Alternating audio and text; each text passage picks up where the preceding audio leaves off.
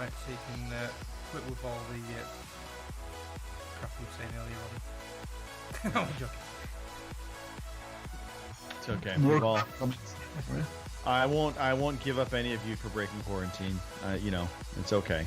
Your secret's safe with me. I only drove to Scotland for a minute, so It's okay. Pete's been running around all of his area licking handrails. Yeah. That's why his face is like that, and that's why he can't move. He's got rigor mortis. All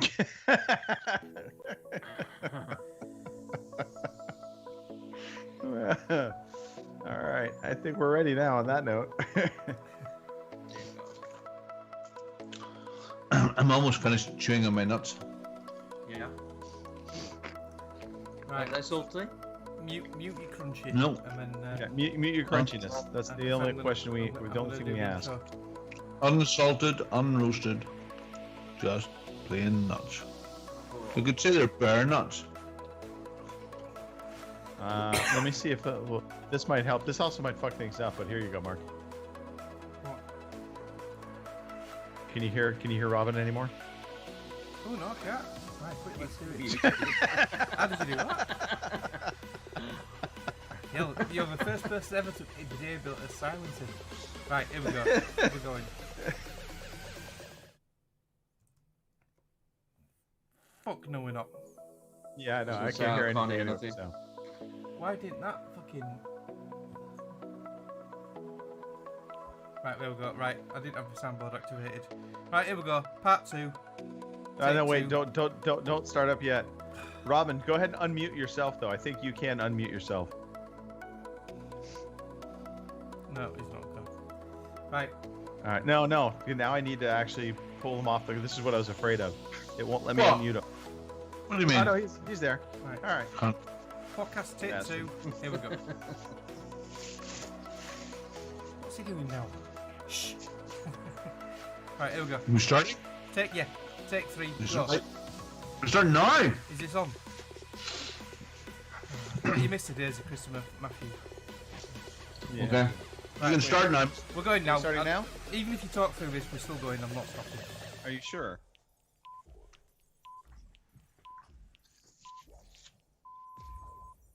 Good evening, ladies and gentlemen. Y'all are listening to the Overseas Connection podcast.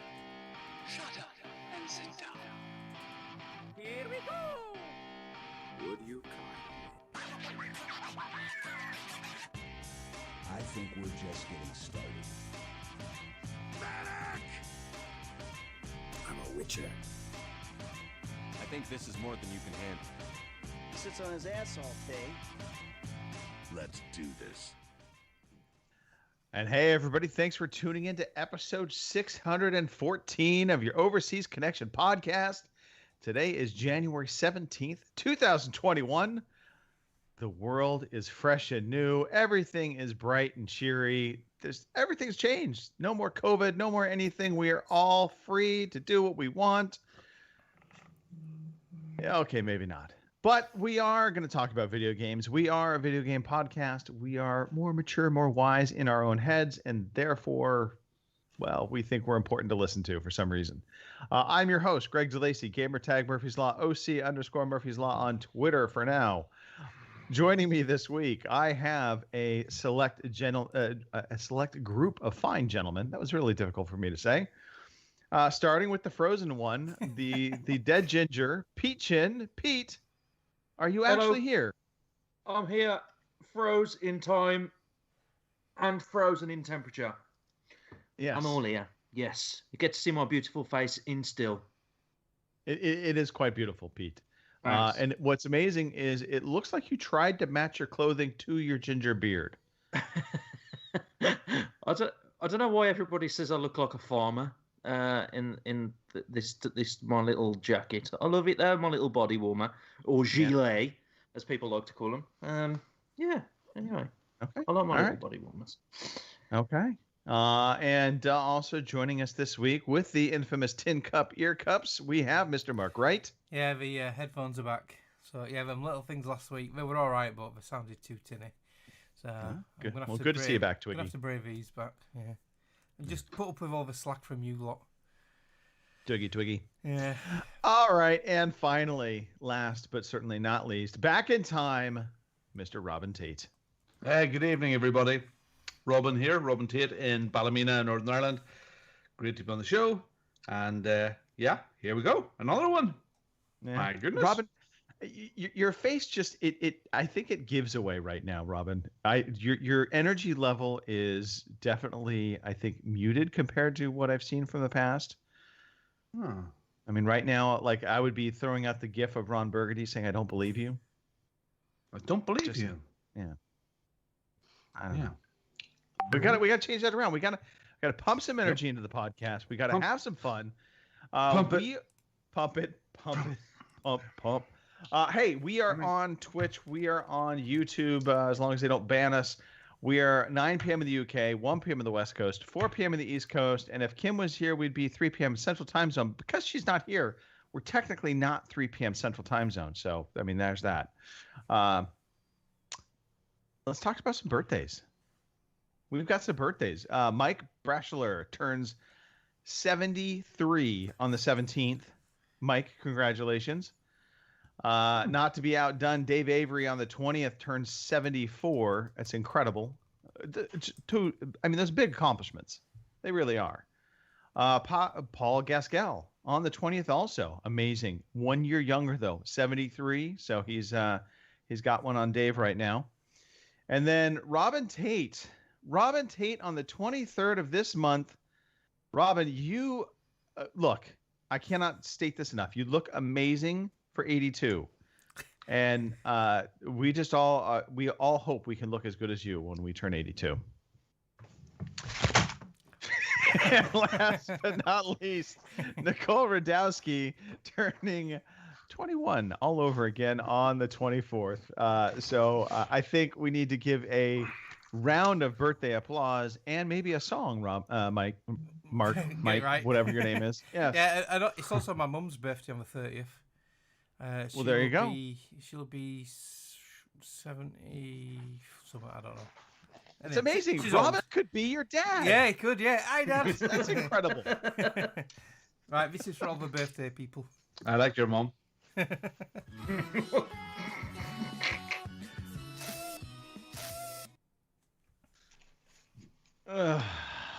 All right. All right. Well, aside from thinking about birthdays, Mhm. let's talk about what we've been doing this past week. You guys have a lot going on for being in full lockdown. I just got to say. So let's talk through this. What's been going on? We'll start with Mark. Well, Mark, you are also known as Patient Zero. Yeah. So last week I mentioned that I'd just finished my lockdown after my episode of COVID-19. I was quite ill with it over Christmas. Still got the cough now, but all the other symptoms have gone. So I'm deemed safe to the public. Went back to work on the Monday. Was at the work on the Tuesday. Gets a phone call from Jenny. Because she had a hospital appointment on the Wednesday. She had to go for a COVID swab on the Monday as routine. No other reason to have it, just because of a hospital appointment. Got a phone call on the Tuesday. She's tested positive. So it's all panic stations, and then we're thinking, well, what the fuck happens with me? Do I have to isolate again? Rung NHS. Oh, sorry. I thought you meant like who makes your dinner sort of thing. Like what happened? Who makes my fucking dinner now? Right. So I rung NHS 111 and they said, well, because you've just finished with it, you'll still be test positive because you've got the antibodies in you. But you're clear, you should be all right, you can carry on working. But the hospital said, no, he has to isolate. NHS Track and Trace went, nope, he has to isolate. And I got an official notice that I had to isolate. We rung the HR department, they said, nope, got to isolate. So I got sent home Tuesday afternoon. Got to isolate. Is that because you can pass it on? Probably, yeah. I could probably carry it again because my wife's tested positive. So I've got to isolate now for another 10 days. But I'm not ill this time. So although it's nice to have 10 days at home and play games, which I've been playing lots of lately, the worst thing is I don't get paid for it anymore. Because when I went to the NHS, I got full pay, not a problem. I only get I only get statutory sick pay here. So it's 10 days unpaid fucking leave and it's shit. That's the only downside. Well, yeah, I'm in isolation again, so I'm Mr. Lonely again. Can't do anything. I'm gutted. And your wife told you promptly that she was going to self-isolate in your bedroom. Yeah, well, I She said, was not well, going to go to the spare bedroom. when I was positive, I had to go in the spare bedroom. So I says, does that apply to you? And then when I woke up later with a black eye and I had a steak on my face, I realised that was the wrong thing to say. Yeah. How can you be married so long and know so little about women, huh? Yeah. That's the problem, isn't it? Being married so long and just, out of touch with reality. Well, you're getting that, and I'm getting a big prick tomorrow morning. Are you getting your vaccine? So, yeah. I've got quite a few friends on Facebook from the ambulance service, and they've nearly all had their jabs now, and each one of them said it's made them ill for 3 or 4 days. Not with a virus. Can't give you the virus, but it makes you ill for a good 3 or 4 days. I've heard this. Yeah. I've heard the second jab. fostering, I've heard the Robin, second jab is worse than the first jab. Yeah. Is that because of I don't know. fostering, Robin, that you got to Yes. have that? Yeah. Just both Judith and I are both get a big prick in the ass tomorrow morning. So I was going to say, because you're not really over 70, are you? And I think it's around that now, isn't it, in the UK? Yeah, but it's his role as a foster parent that's what's getting him priority. Until people are vaccinated, they won't better like relocate kids, will they? I don't know. I'm hoping that some of the after effects or side effects that are true. I'm going to be monitoring it very, very closely, as we've talked about this the other night, Greg. Allegedly, one of the side effects is that your penis grows.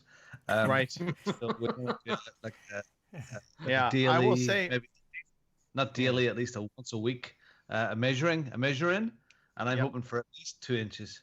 So, you can't grow any more further than 18 inches already. Well, you have seen it, yes, I know. Yeah.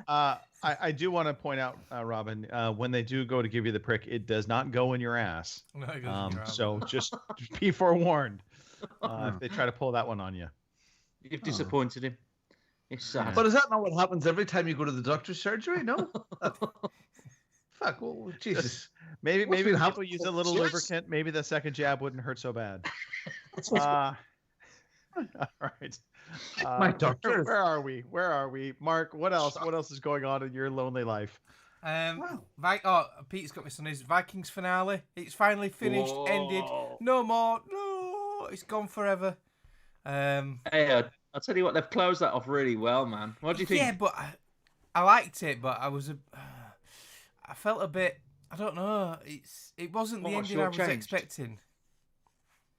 Are you going to spoil this either like the you spoiled The Mandalorian? Either the Boneless, I thought he'd have a different story arc at the end. I didn't expect him. Well, didn't expect to happen what happened without spoilers. I didn't think they'd rushed it. I thought they've I think they've done a good job. Oh yeah, I was pretty impressed. I was. Yeah. They've ended it better than Game of Thrones, anyway. Oh yeah, absolutely. Yeah. So for me, I think it's probably one of the best TV series, should I say, that I've seen. Out there at the minute. It's just brilliant. The first 2 episodes with Bjorn Ironside. Oh God, that was gut wrenching, wasn't it? So good, so good. Yeah. Excellent. If you've never watched it, watch it on Amazon Prime. You're in for such a treat, Robin. The first 3 or 4 seasons are just absolutely phenomenal. The ones with Ragnar Lothbrok in, they're just amazing. Hey Mark, just on battles and whatever, that type of program. Have you seen Barbarians yet? No, it's on my list. I've heard a lot of people mention that, and a lot of people have mentioned Last Kingdom. Have you seen that? Yeah. Well, I'm on episode 10. I'm finding it hard work. Yeah. It's not. Barbarians is way better. I don't believe it. Oh, I'm gonna have to try and get this. Although, if that is the last scene, that is brilliant. Yeah. Can I get that up? Yeah, we need to put that up in the show for people to see. I have seen the last scene of Vikings. Yes, guys, yes, you have. Oh, crap. Viking hair smells good, apparently. Anything else, Mark, outside of watching Viking? Oh crap! Hang on a minute. I'll keep clicking wrong. Just bear with me a minute. All right. There we go. Mark. Yeah.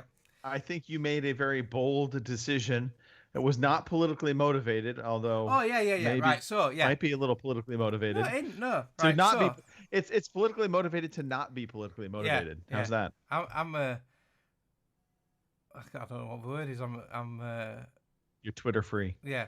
So yeah, I have just lately. I've hardly ever used Twitter because it just depresses me when I go on there. Facebook does the same as well. It's just full of toxic shit and for doom and gloom. Even though I follow a lot of gaming friends, it's turned into just a place I don't like to look anymore. Right. And I've hardly tweeted anything. The only times I've ever tweeted lately are victory achieves. So I thought, sod it, and I've just done a pilch and I've deactivated my Twitter account. I've had it since 2008 as well. So yeah, it's gone. Twitter's gone. I've got 30 days to change my mind if I want, but yeah, no, it's gone. And I've not missed it once. 31 days, I'm going to go register as Mark Wright. Yeah. But the only downside is the Victory Achieve winners contacting them, but I'll just use the podcast Twitter to contact. Yeah. I was going to say you could use Parler. Never mind. Yeah, don't go there. I'd use Signal as well, but mind you, that's working again now. So yeah, but no, it's not for any major political thing. And it's same with Facebook. I'm gonna have a massive purge on Facebook and delete a lot of things I follow. But it throws a lot of stuff at you anyway, suggestions, and I hate that because there's a lot of news channels it throws up at you, and they're all clickbait. You just have to resist. Yeah, all the news channels are all about, oh, what about this vaccine and what about this? And then all the comments are half of people saying, oh, yeah, this is great, and half of them saying, oh, yeah, it gives you a fucking tracking chip and it's fucking all this fucking shit. And it just, it depresses me so much. People I find all social media just a bunch of bullshit now. It's just doing my head in. The only thing I like about Facebook is the memes. I just like the comedy side of it. And we've got a neighbourhood watch where we are, and I'm an admin for that, so it might be a bit tricky to just leave. I don't know what to do about Facebook yet. I'm not in the Gary DeFelice camp where he's leaving for political reasons, and he's leaving. No, he's leaving for tinfoil hat reasons. Yeah, and privacy and freedom of speech. Yeah, freedom of speech. No, I'm not leaving for any of that. It's just because it's shit. I don't go on it. So yeah. Yeah, I just have been trendsetter. That's it. I'm a trendsetter. You are a trendsetter. I'm getting old. Yeah, it took me all that time to fucking think of the word. It's okay. Trendsetter. You started the trend with Twitter. Yeah, started the trend of quitting Twitter. Oh no, I didn't really. Bilch did that about 4 times. Silver ear cups. Just saying. I'm gonna paint these fucking. Okay, well, I don't really use Instagram. I use Twitter an awful lot. Used to use Facebook an awful lot, but not so much now. Right. And Greg, you said Gary's leaving because of tinfoil hat reasons. Well, I'm sorry, mate. I'm joking around. Stepping back from it as well is I'm not happy with the behavior of these big companies, which is why I changed my phone. For right or for wrong, that's made me feel a little better. And I'm taking a step away from Twitter, and not that Facebook was a big thing anyway, but especially Twitter, because it's just toxic and it's very one-sided. And let them have it. I'm very disappointed in what they did with Parler, because I think Twitter was as vicious a place as Parler ever was. Absolutely, stuff that went on there, and I think it's very, very unfair. No matter what way you look at it, it's unfair, not right. So yes, I'm moving over to Signal to replace my WhatsApp, and whether I'll go the MeWe route for Facebook or not, or the other Twittery thing, what it's called. Isn't MeWe big in China? Just for the record, MeWe, I believe it Gab. Is. Yeah, I haven't looked an awful lot at WeMe. I have to admit that, but Signal is a lovely. Yeah, it's pretty good. Lovely. Apart from when it went down for 2 days when it got. Well, it went down because so many people went onto it. And I look, and I look at the stock market pretty much every day, and it's amazing, especially Twitter. It has been ripped to shreds. Billions. And that's not big investors. That's small people that just got pissed off with it. I sold my Apple shares last week, and so you know what? You might, a joke or not, it's time that there's some other competition on the marketplace. So that's why I'm looking at that is definitely true. The trouble is, I find though that the apps that you get, these new apps, they'll start off great, but they end up going the same way. I don't know whether it's a great thing or it's just money they get through advertising or selling data. Or I don't know what it is, but it's just a real. It is like a toxic freight train. I think the toxicity is really, really bad. I mean, it used to be places where you could actually discuss thinking something, and that's the human race. I mean, now you're either black or white or left or right or whatever, and there's no in between, and that's we've lost that as human beings. Yeah. The world is gray. We know this. Yeah. So great. It's kind of crazy. So I want that discussion. So I'm not so, but that's I can't. I catch myself looking at Twitter and looking at it and just I have purged a lot of the toxic things from it, but even still, I look at it and it's. I don't know where I fully respect that decision, Robin. I don't have a problem with that.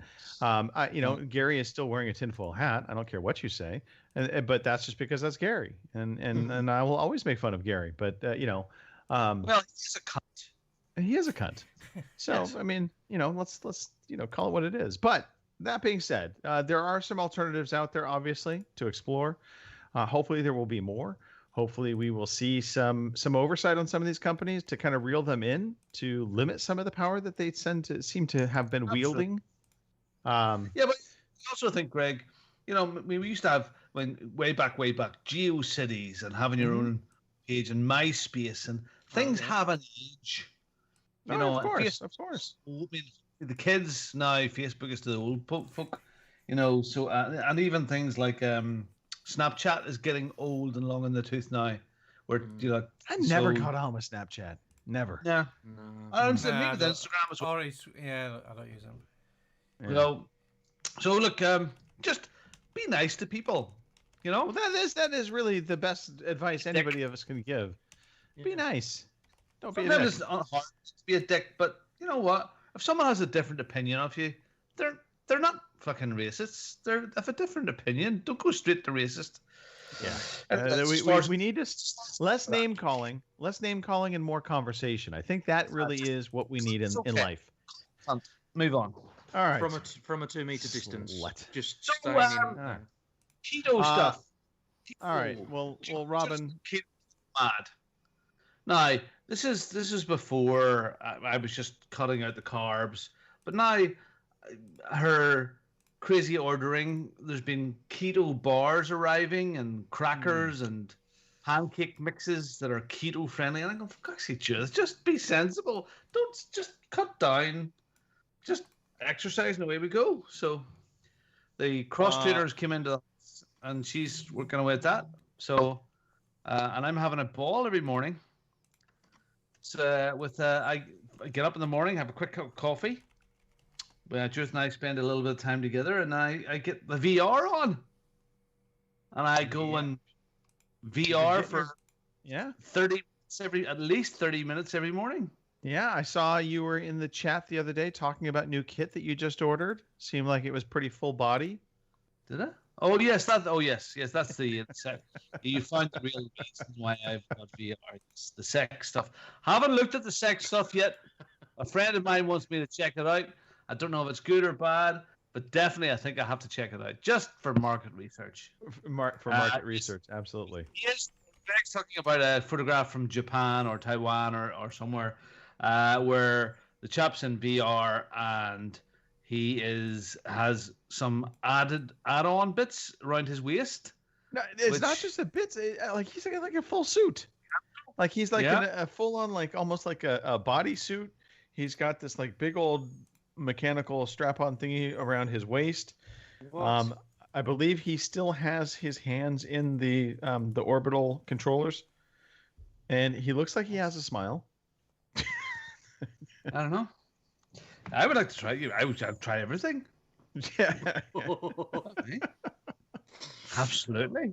Speaking of trying everything, Robin, just to get back to the whole dieting thing. One of the things on the pancake side, if you can find it, it's pancakes called Kodiak pancakes, Kodiak cakes. Okay.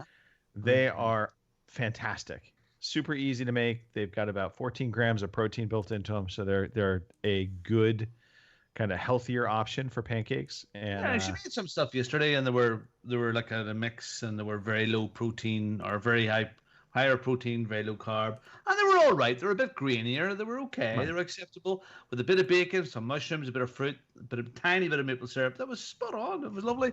So it takes always that sort of stuff takes a wee little bit of effort again. But I'm enjoying. I mean, whether or not people think I'm frigging crazy standing there doing Beat Saber for half an hour, and we'll talk about it a bit more in a while. But definitely, Fitbit thinks it's exercise. So it's raising the heart. It's raising the heartbeat. I come off. I have to end up washing the head. The piece of the headset comes off, the spongy bit around it. Right. And I end up washing it, having to just wash it just to clean about it, because you work up some perspiration. Okay. So yeah, that's good. We'll talk about more of that in a while. So yes, that's a new way of exercising. Nerd exercising. All right. And then you mentioned some new media. What's going on there? Oh, that's all. That was. I never say exactly what I mean in these notes. I'm talking about Signal and stuff like that there, and the new way we talk through these new medias. Gotcha. So, I've been watching some stuff. Okay. Back in time, I watched the Towering Inferno. That is going way back in time. Holy smokes. Wow. Yeah. Wasn't that late 70s? 79, wasn't it? Yeah. Yeah. I've never heard of that. What? You've never heard of the Towering Inferno? No, I was born in '79. Don't forget. Yeah. You old codgers. Fuck's sake. All-time classic movie. And it had two famous actors in it, which was Paul Newman. Oh, yeah. So, yeah, from Newman House Racing and blah, blah, blah. 1974, and sorry. And Steve McQueen. Steve McQueen. So, filling both of them together, absolutely fantastic. You know, it's 1970s, sort of still a bit of hippie, but making a big building. But just, do you know what? The melodrama. It's dedicated to firemen at the beginning of it. Right. I'm watching it. You can't help think about the Twin Towers. Oh, of course. Yeah. No. And what those guys faced, and the architects talking about why do you make them so big and blah, blah, blah. So, you know, it was nice to go back to it again. And that sort of spooked me into some older stuff, because Steve McQueen died very, very young. He died in his early 50s from asbestos cancer. From mesothelioma, yeah. Yeah, removing asbestos in submarines or something during the war. And I mean, when he died, he was at the top of his game. He was like the highest paid actor at that time when he passed away, when he was his last movie. So yeah, that's what kind of took me down that nostalgia trip. So I'm going to add to your nostalgia trip, if I might, because those movies so there were a bunch of movies that kind of came out in that times of you know the world where they were kind of dedicated to these the disaster film. Yeah. The air disasters. You had obviously the Towering Inferno. Poseidon Adventure. Yeah. The Poseidon Adventure. That was the one I was going to tell you to watch if you haven't seen it. Yeah. We did a Poseidon remake of Adventure. that, didn't we? Did a remake of that. Yeah. Watch the original. Original. It's well worth the watch. So Pete, I wish I could see you here because you're still. But yeah, Poseidon Adventure. If you've never seen it, you know it's a boat turned upside down, and it's a priest or something, isn't it? That tries to get some of the. Oh, there's a whole. You know, it's the ship. It's a cavalcade of different people from different states of life and stature. You've got the rich people, you've got the kind of people that grew up on nothing, and then you've got the priest, and then there's somebody from the crew, that kind of thing. I think it's maybe the captain, or it's like second in command that's helping them out. And of course, they're the ship is capsized, and so it's their adventures of trying to survive. So it's worth a watch, Pete. It's worth a watch. Okay.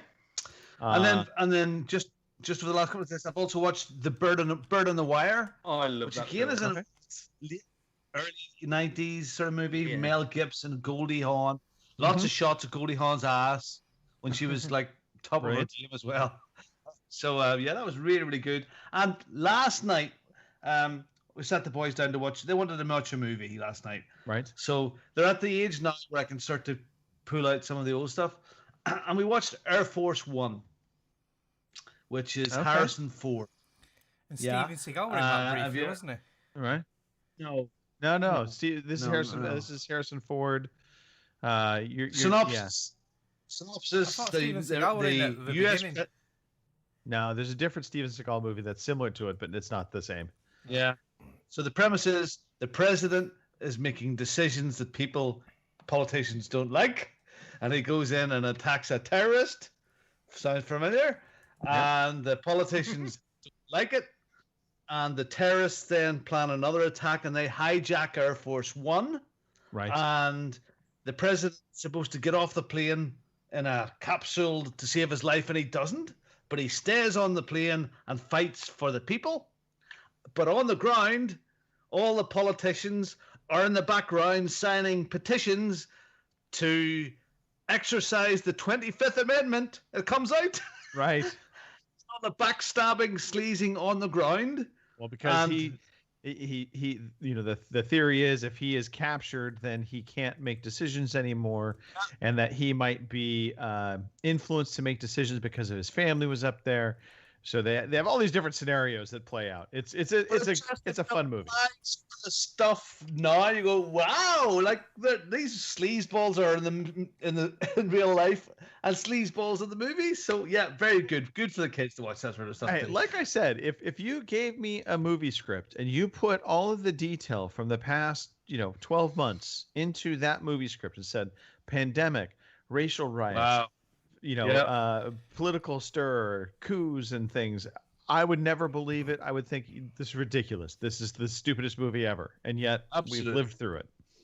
So, Gary Harris. Sorry, Gary Harris in the chat, Boomer. He said the one with Steven Seagal. What I'm thinking of, executive decision. So, yes. Yeah. Yeah. No. Yes. Is that the one? The very beginning. Yeah, he's only in it about 10 minutes. Yeah. Sorry, spoilers. Yeah. So he dies very, very quickly. Yeah. They attach one to another. Yeah. Okay, I remember that. Yeah. And ironically, the movie probably better off for that death. All right, Pete. Hello. Pete, talk to me about boilers, Pete. Oh, this is the reason why I'm freezing tonight. Oh, she was about 36 years old. She had a short skirt on, tights, stockings, the whole lot. I don't want to know about that boil. Purple. She was a boiler. Too right, she was. No, that was shelling that photo. Oh, dear. Anyway, I'm freezing. My boiler's broke. So you're freezing so badly, Pete, that you actually are freezing on camera. Yeah, I know exactly. I'm so cold, but boiler's broke. I'm hoping to fix it by Tuesday, hopefully, if I can get the part. What else have I been doing? Well, real quickly, Pete. I'm curious. How cold is it out there? I don't know. Mark, what do you reckon? It's not that cold. It's warmed up a bit. We did have snow last week. The weather app, it's 5 degrees outside. 5 degrees. 5 degrees in proper money. Let's work it out in that fake shit you use. Well, I can work this out for you. So it's 5 degrees there. It's 21 here. 32. Yeah. 32 in American money. Yeah, but you got the fucking heating on. No, it's 21 outside. Yeah, but... 21 centigrade or Fahrenheit? Centigrade. You bastard. Podcast. We do temperature conversions live. But you've got the heating on. You're warmer in fucking January than we are in fucking summer. I was going to say, I could literally be outside in my tank top and I would have no problem right now. Anyway, sorry, Pete. Anyway. So you're cold. Yeah, I'm freezing. And you're living the Viking life. Yeah, I really am. Do you know what? Playing Assassin's Creed makes me feel even colder because most of it's in snow. So yeah, the boiler's broke. I've watched Vikings as we spoke about earlier. I've been watching The Office as well, the American one. Okay. And I watched episode 1 to start off with, and I was like, oh my god, this is just exactly the same as the British one. And then I got a little bit further into it because my stepdaughter Kira, she hasn't seen the British one, and I was just there like that happens in the British one, that happens in that one, that happens in that one, and it was just almost the same. And I was just like, I was even reeling off some of the things that were going to happen and some of the things that were said, and I was like, if it's like this all the way through, I'm not even going to bother watching it. But I carried on, and it does get they diverge. Yeah, it does get to a different story and different things going on, and I like the characters in it. It's quite good. So I'm getting into the office. My driving license has expired as well, and I didn't know until. The photograph section. It only lasts 10 years, doesn't it? Yeah, you have to renew it every 10 years. So I went to give my notice of marriage at the register office, and we got all of our documents. They asked us about it 4 times if we'd got more. I was like, yeah, everything's fine. And I was the second one to this booth that they've created in the registry office. And I got there and I gave all the documentation through, and the last thing she asked for was my driving license. She went, "Oh, your driving license is expired. I don't think we're going to be able to give you notice of marriage." I was like, "What?" And I didn't even expect it. It just curveballed me. And she spoke to some people on the phone, and apparently, with my expiry date on my license, which was last October, the end of October, she says if your license is due to expire at some various points last year, it's extended for 11 months. So thankfully, I've been able to give my. I thought you were going to be like, I'm Shell. I'm sorry, love. I can't marry you. Sorry. I know. This is the ultimate excuse. Damn. Sorry, love. Can't. The government is keeping us from getting married, honey. I'm sorry. What's all this notice of marriage shit? I didn't do any of that when I got married. Yeah, they have to publicly display that you're going to get married. I think it's for 30 days. Yeah, you have to put it in the paper. Yeah. Never heard of that. Yeah. Before. Put it in the paper, an announcement. It's for 30 days before you get married, and then it lasts a year. The notice does. Right. But the thing is, there's no weddings running at the moment, so it could still get rescheduled again for the 3rd time. And yeah, I'm just waiting. I don't know. It's all up in the air here at the moment in the UK. I don't know what it's like in America for weddings, but they're not going ahead. And I really didn't think that it was going to happen, but luckily she says, "Oh no, it's fine. You're okay. Your driving license will get accepted." And I was panicking a little bit. I had a bit of an arse twitching moment at that point. There was an online conference last week for lawyers in America trying to plan ahead for 7 years from now, because there's going to be an absolute missing, like a glut of no divorces whatsoever for that period of time because no one's got married. Yeah, and there's going to be a gap in the market. Yeah, there's going to be a gap in the market, but there's also going to be like this huge gap or increase, I should say, of unsolved murders. No divorces, but the murder rate went up substantially. Number of missing women have gone up. Yeah.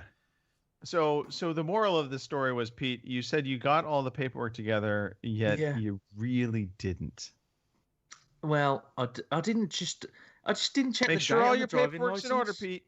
It's just the one thing I didn't check. You don't check it, do you? Really, your driving license? It's just, I don't know. So I've got to update that. The last thing I'll be doing, I've got a bit more spare time on my hands, so I'm gonna. I've filled out a couple of application forms to volunteer at some different places. There's a youth centre not far from where I am, and they're operating a little bit at the moment, but they're after volunteers, and I've wrote an application form to them. Just want to do a bit of volunteering. Huh? Do you need a letter of recommendation? Yeah. Sorry, what are you volunteering for? Sorry, I missed that. There's a youth centre. They're just after mentors, either for kids who want to apply for jobs, or just enhance one of the things they do for sports or arts. They do different things. So I was thinking about volunteering there, but there's also a place in Birmingham that it's a deaf centre, and they want people to they call them volunteer befrienders, and you just help deaf people with their shopping or just phone calls and stuff like that. So I'm going to look into doing a bit of that, I think. All right. Well, that is actually a really nice thing you're doing. So the joke that I was going to say was I can't write you a letter of recommendation, but I could. Yeah, you're a good man, Pete. All right. Well, I suppose this is upon me. So, just kind of rounding things out, I had a very interesting podcast fireside chat, as if you will, with our friend of the show, Eric Piotrowski, or also known as Duke Scath, yesterday. We talked a bunch of politics. We talked about kind of what's been going on in the United States for the past year. And it's interesting because we are both very much on opposite sides of the spectrum when it comes to politics. So I would encourage anybody to give that a listen because at the end of the day, we found a lot of common ground. And I think that was really what I wanted to get out of that conversation, was that we can have common ground. It doesn't just have to be name calling. Just because we don't have the same political beliefs doesn't mean we can't coexist and we can't get along. So there's that. I would also say to Robin, which he won't hear right now because he's on the phone doing business stuff, but Kodiak cakes is what you want to get. You really do. They're fantastic. We had Kodiak cakes this morning.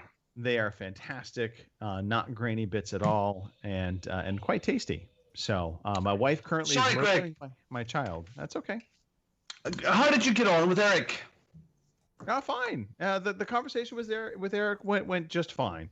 You know, we didn't agree on everything, which is understandable. We come from two different sides of the coin when it comes to the politics, but we were able to find some common ground. We talked about things and opened one of those eyes up to different points of view. And all said and done, it was just a really good conversation. So when will that come out? He published it today. Yeah, he published it out today. Okay. So it is available. Been watching a show called Big Sky, kind of I'll call it a whodunit mystery type series.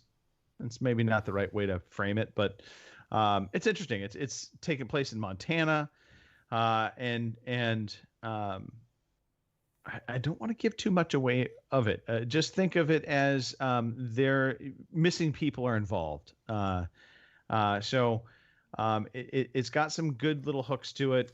We'll see where it goes. It started off really strong, and the middle of it's been a little kind of predictable to me. So I'm hoping they're going to throw some more curveballs at me, and that the show will actually finish up strong.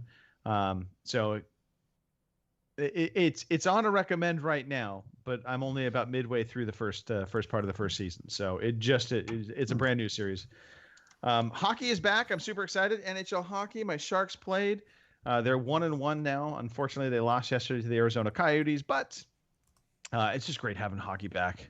I've missed hockey, and although I know they had their Stanley Cup, bubble type playoffs over the summer, it just isn't the same as just the regular season.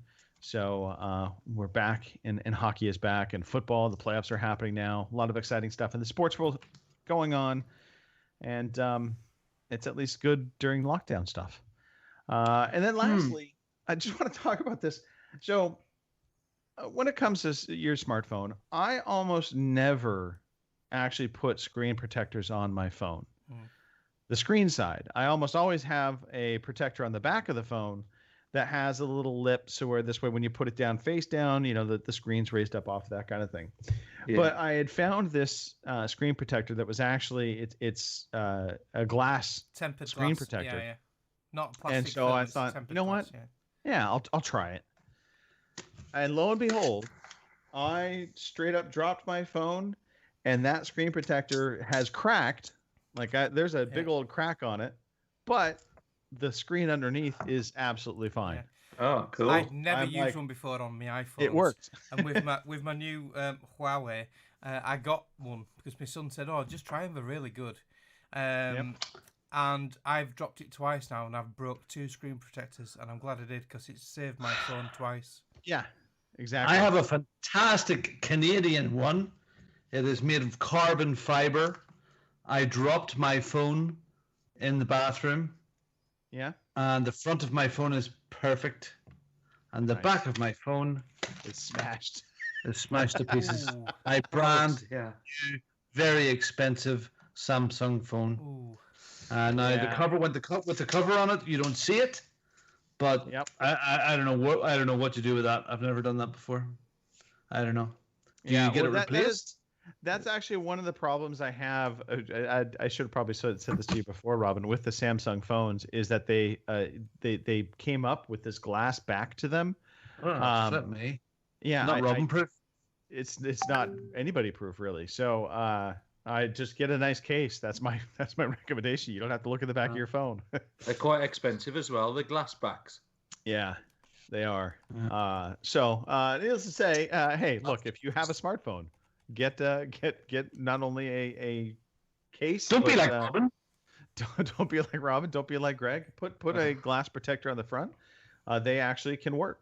So final thing I'd like to say as well. I didn't get a chance to watch it, and I want to get it watched tomorrow evening if I can. Is the first two episodes of WandaVision, which is out on. I tried watching episode 1. I turned it off after 10-15 minutes. I could not get into it at all. Yeah. I don't have a big interest in this one. I have to admit, it just I don't get it. I don't. It was so boring. I'll give it a try. I will give it a try, but it doesn't interest me on the surface. What is it? It's the Marvel characters. Yeah, Red Witch and Vision. And they're living in a 50s house, sort of thing, and nobody knows why they're there. And I know, but they're drugged or under hypnosis or something weird's going on. So, anyway, it's something original. Yeah. Something. Hey, Mark. Before we carry on, can we give a shout out in the chat? I know there's at least a couple people in there. I don't have it up in front of me.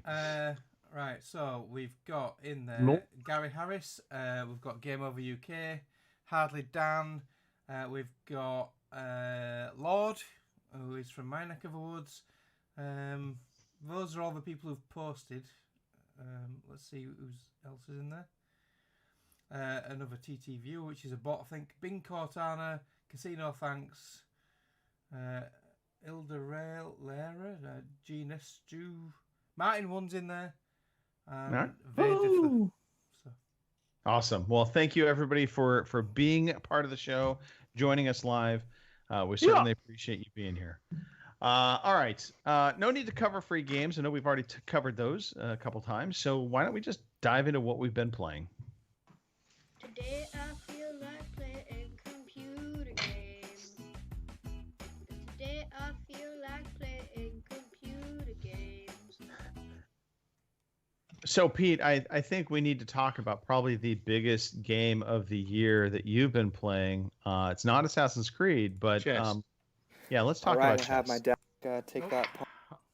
Let's talk about chess, baby. Let's talk about you. Can I just ask one thing? Let's talk about all the pawns and the queens and bishops and the rook up inside me. Are you playing this because of Queen's Gambit? What did you say, Mark? Are you playing this because you've watched the Queen's Gambit? Well, yes. I used to play chess anyway. Gingers gather together. I used to play chess quite a lot anyway, but Queen's Gambit has spurred this on, I'm afraid. True, right? Right. Yeah. I still haven't seen that yet. Right. I'm still playing daily. There's one thing that two games that I've played this week that I've never played before. All chess related, obviously. But different types of games, you can set your times, you see, when you set up a game to play somebody online or play against a computer. And there's a chess game called Bullet, and it's a minute long. So speed chess. Speed chess. I've never played speed chess before. By God, it is frightening. It's good. It doesn't matter how many pieces you take, how many have been. How many of yours have been taken? As long as you don't get yourself into checkmate, it's basically whoever runs out of time. So you can whiz around the board as many times as you want and get taken as much as you want, or just use your prawns and as long as you. Did you just call them prawns then? Yeah. Yes. Use the prawns. Yes.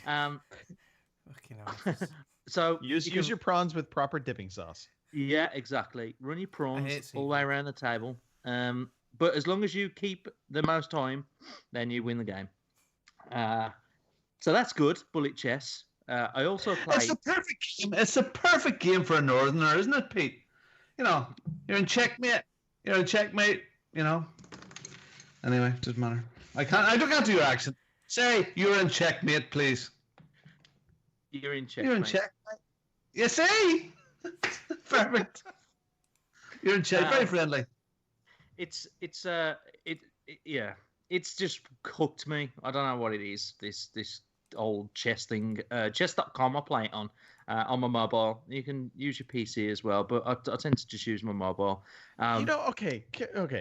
You know what baffles me, Pete, is you are the person on this podcast that rails against tactics games. Yeah. You hate them. Chess is the only ultimate chess is the ultimate tactics game, Pete. Yeah. Eric would say differently. He would say Go would be the ultimate game. Oh, well, check that out. That's just absolute trash. That is. That's just bollocks. That would be Eric's answer to that one. Oh no, chess is good. Go is the original. Blah, blah, blah. Yeah, whatever. But chess importantly, is still more difficult. Importantly, you like tactics games. You just need to open your horizons, Pete.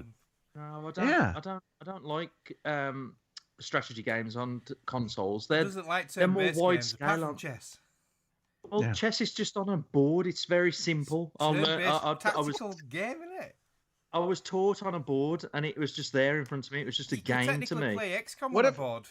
I know. What if I took your board, I put a couple trees in it, and I made couple of aliens chess around that? Yeah.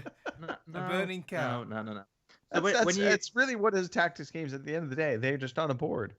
No, when you play Gears Tactics and City Skylines and whatever, is it the roller coaster one and theme park and all that? They're just on a wide scale. There's too many things going on. At chess. See, I believe, Pete, you're misinformed here. So I'm going to help you out because Roller Coaster Tycoon and City Skylines, those are simulation games. Those are city building games. They're very different. They're games for accountants.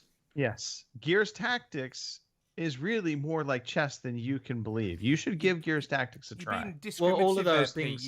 You're just lumping them all into one category. Yeah. Stereotyping games, Pete. It's not a good look. You are a game I don't give a fuck. I don't like any of it. I don't like them. If you don't like them, you don't like them. You don't play them. So, anyway, I've been playing chess.com. You can't say that. I can. I just have. Don't like them. You appreciate them. My goal is to someday have Pete say he likes a tactics game, not named chess. So anyway, chess.com. They've also got an option where you can play 4-player chess, which is it's mind-boggling. You can either play solo or play teams, and it's just 4 chessboards stuck together, and it's just a free for all. You can go all the way across the 4 boards and take whoever you want to, and it's just mind blowing. As well as that, I've been doing puzzles. I've had a little bit of feedback on Twitter as well from someone. I can't remember who it was now, but they said that, thanks for the recommendation of the chess site, because they've started playing as well because they've always wanted to. So it's working for some folk, and I enjoy it. It's really good. It doesn't take up heaps of time, especially bullet chess. You can play a few games, in a matter of 5 minutes, and it's good. It's good. I like it. It's not going to put me onto Gears Tactics or whatever it is you're talking about. Pete, have you ever played Battle Chess? On the Amiga years ago. Okay.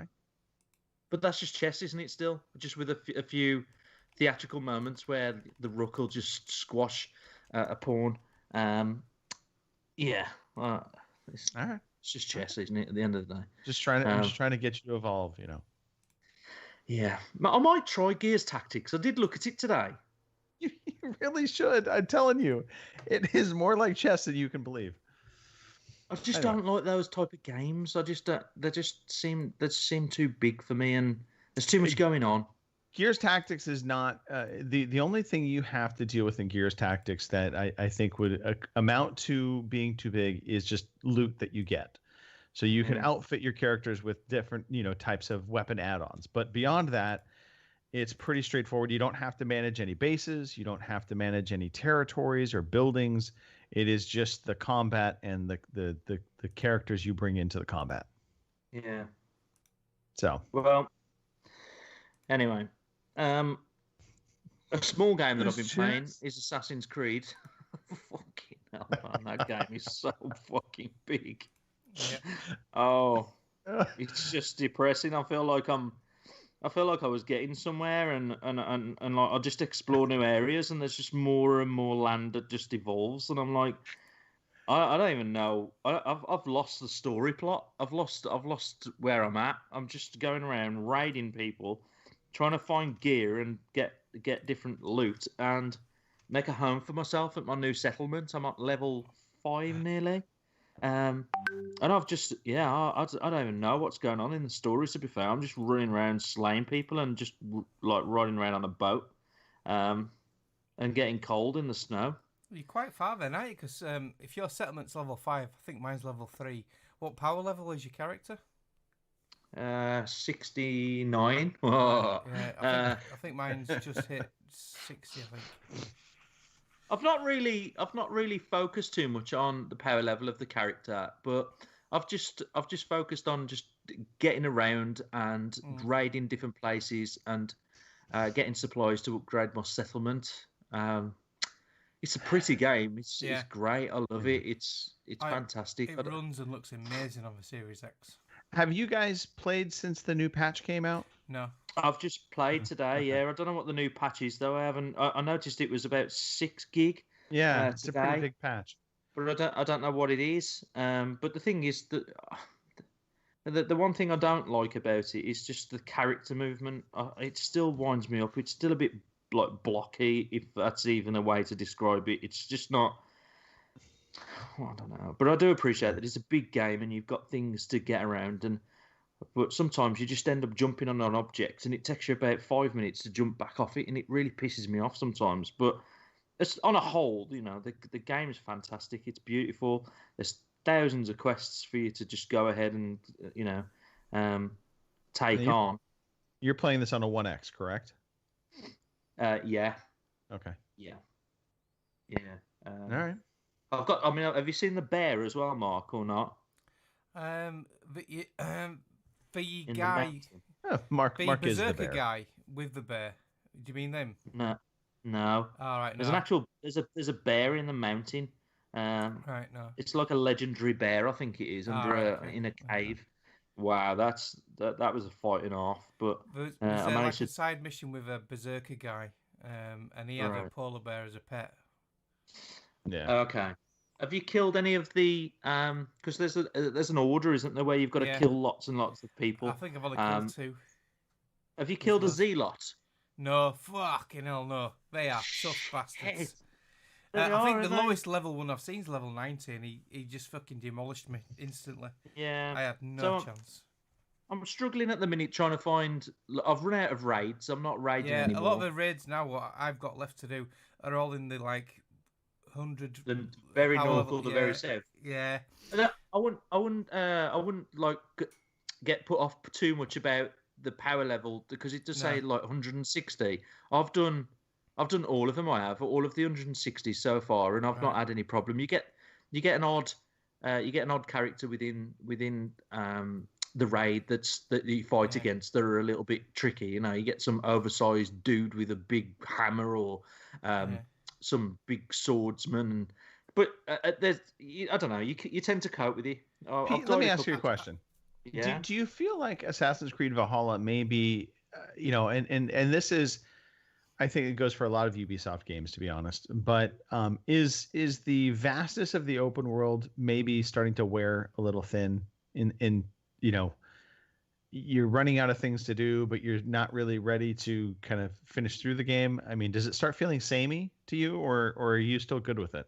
I think it's very samey. I'm good with it. It's because I'm okay with repetitive jobs like going on raids and exploring. I like the element of exploring, and you can go wherever you want to. You can see new things, and you come across different enemies. But I'm losing with Red Dead. You kind of get some indication of, where to go as far as the story's concerned. Now I'm Right. starting to lose that. I'm starting to get more into, I wouldn't even call them side quests. I'm just raiding and I'm just building up my settlement, which I'm okay with because I want to get to level 6 and make sure that my settlement's good. But I'm kind of losing where I'm at with the story. As far as I'm concerned, my brother's gone up north. I had an option to meet 2 of Ragnar Lothbrok's sons, or to go south and form alliances I've with met somebody them, else. yeah. But I can't even. I've I been- haven't done that, Mark. Oh, I've not right. even done Well, that. I've been following the story, and it's interesting watching recently the Vikings series and knowing the characters in there, and then meeting like Uber and Ivor. So you meet all these characters and you think, oh, I know that guy. Well, you don't know him, but you know. Have you got to Asgard yet? Oof, no. Oh, okay. Spoiler. All No. right. I didn't know if that were a thing. Wow. I'm Because that's doing quite the, early on in the game. Yeah. All right. No, I don't know. I've just been doing the alliance missions where you try to ally all the areas together. So I've done one area.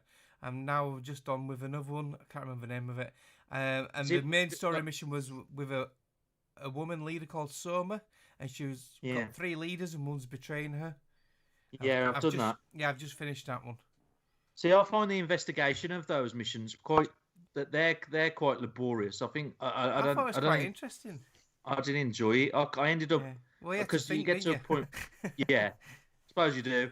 You have to just you have to go around and just be a little detective, and I got bored of it. So I googled the answer, and I ended up just skipping it a little bit. I thought I had my suspicions, and I must admit I did just double check because I didn't want to get it wrong, and I was right. Yeah. But yeah, so when you know what's going to happen when you confront and say who it is, you know what's going to happen. So yeah, Well, I'm really sorry about good. spoiling that other part. So it just proves then, Greg, that the game's huge. I've discovered a part of the game which probably took me a couple of hours of gaming, and Mark hasn't even touched that yet. No. I mean, I've not even completed it. To be fair, it's another part of the Atlas. So have you travelled back to Norway? No, I didn't know you could. Yeah, there's an atlas in the map area, and you can select. Yeah, because you I can thought go back. the Norway bit was beautiful, and then it like within sort of like the first sort of like little bit of a game, it's throwing me into England. Yeah, well, you can opt out of that, but yeah, you can go back if you go into the world map area in the bottom left hand corner. I think there's an option to go into the atlas, and you can pick I never spotted All that. right. But yeah, this was the problem Anyway. I had with some other Ubisoft games, with the Wildlands and stuff, and with Odyssey. They're just absolutely frigging huge. And this doesn't look as big, but it is still huge, and it's going to take a lot of doing. How many hours have you put in? I've about 26 hours so far. Yeah, I'm 30 hours, I think. Yeah. So big games. I do like it. Yeah, I'll keep playing it. And anything else, Pete? No, Okay. just chess and Assassin's Creed. I think that's all it's going to be for the next 6 months. Right. So, Okay. yeah, sorry to be boring. No, it's okay. It's okay. It happens. So chess and Assassin's Creed, and maybe who knows? We'll get you into Gears Tactics. I can't even get my refund on Cyberpunk. I did go for it in the end, and then I looked, and you've only allowed 14 days, so that's passed. So I'm stuck with that. I haven't played that yet, so I've got that to play. Okay. All right. Robin, we haven't heard you talk in a while, so I think we are due for a little Robinisms. So let's talk about VR. I'm living in VR. So I have my Oculus Quest, and I've done lots of stuff with it this week. So technical stuff. I played around with Virtual Desktop. I have managed now just about to get this computer speaking while I'm away over in the house, because it's on a different network. So that's kind of neat. I can sit and work with multiple mega screens. That's a nice touch. I love it because I can switch it on really, really quickly, throw it over my head, and away I go. So first thing in the morning, I get up and I'm doing half an hour's of exercise with it. So I'm playing Beat Saber, which is this sort of dancing lightsabers with blocks. Great stuff. Having great fun score chasing with Stu Fowler and Step J and Peds and a whole pile of the people that are in there that are really, really good at this. But having a wee bit of a battle with Stu at the moment. And it's good and works up a sweat. And it's a good, fun game. And actually, it makes you feel badass. It actually does make you feel badass when you get the beat right, because it's like it gets really complicated, and it's like muscle memory that there's no way you could see the blocks. It's because when you get to the harder levels, there's no way you could see those coming to you. So you play it so much, you're just going, oh, just to feel it right now. Wow, a minute. Wow. So it's fun. I was going to say, what difficulty level are you playing the tracks now? Some of them, most of them normal still, but there's a few of them on hard. Nice. I'm up to, I think there's 30 levels in the single player. I think I'm at 27. It does get it's got a bit ridiculous. I think they're like expert and stupid. Some of the levels are very annoying in the single player, where you have to get so many fails, so many missed cuts, or a maximum amount of correct ones, and it's sort of a counting game. Like, oh yeah, I have to miss one. Yeah. Well, I have to get another one. Yeah, and that's a bit crap. But generally, it's a single player in a dancing lightsaber game. What do you expect? But yeah, no, great fun. I did put on the thing called, is it side loading? Side load, where you can connect it up. Have you put extra tracks on? Yeah, so you put the machine into developer mode, and I haven't done the extra tracks, but you put the machine in developer mode, and you get the side loading, which is a whole new store on your computer or your Mac, and gives you loads and loads and loads of free software, loads and loads of free games, loads of preview games, stuff that wasn't just good enough, because the curated store in the Oculus store stuff's all really, really good, and there's some of the more indie stuff is in this. So that's very, very interesting there as well. So there's a lot more stuff. Pistol Whip. I mentioned Pistol Whip last week. Fucking hell, what a game! This is a This is a shooter, and music. It's a hard workout as well. But you're shooting. You really are. It feels like you're fucking bang, bang, bang, bang, bang. You're around. You're dodging bullets, and you're rolling around on the floor, shooting up. It's awesome. It looks good. It sounds good. There's a single player in it, which is maybe, I don't know, an hour and a half long. But then there's all of the previous versions, all the previous levels, themed levels like horror levels and all spacey ones. It's all pretty similar stuff. You are moving your way through a straight corridor. But yeah, really, really, really good. That's Pistol Whip. Classy piece of software. And what again, speaking of shooters, I, of course, have finished this on several machines, but Super Hot in VR is something very, very special. It is still, of course, it's crisp, it's clean, like Super Hot was, and it transfers perfectly to VR, but damn, you work for it. Well, I mean, you really turn, fun, punch, swipe, pick something up, throw a vase, throw an ice tray, duck down. Yeah, it's wow. It's like, oh my God, I get to that level. I'm exhausted. Really, really brilliant. Fabulous. Real quick question. So in Super Hot VR, obviously the notion of this game is it's paused while you're paused. But the moment you start to take an action, time moves forward. Yep. So do you not only have to keep, obviously, the game, I mean, I'm assuming you can't move your arms at all. So once you start moving your arms, does it impact it? Once you start to move, starts to move. Okay. So what if you get an itchy ass and you start scratching your ass as there was your shooting then? Super hot. You do it again very quickly. So there you go. It has that. Fair enough. Repeat. All right. But very good. So that's excellent. Other thing I picked up and played some of it yesterday morning was a boxing game called The Thrill of the Fight. Oh, I've not played it. I was misreading this. For some reason, I thought this said The Thrill of the Flight. So I thought for sure this was Flight Simulator. So, okay. No. Boxing. All right. Boxing. So this doesn't look overly pretty. Yeah, it's sharp enough. It looks like PS2 style graphics, but the gameplay again is fab.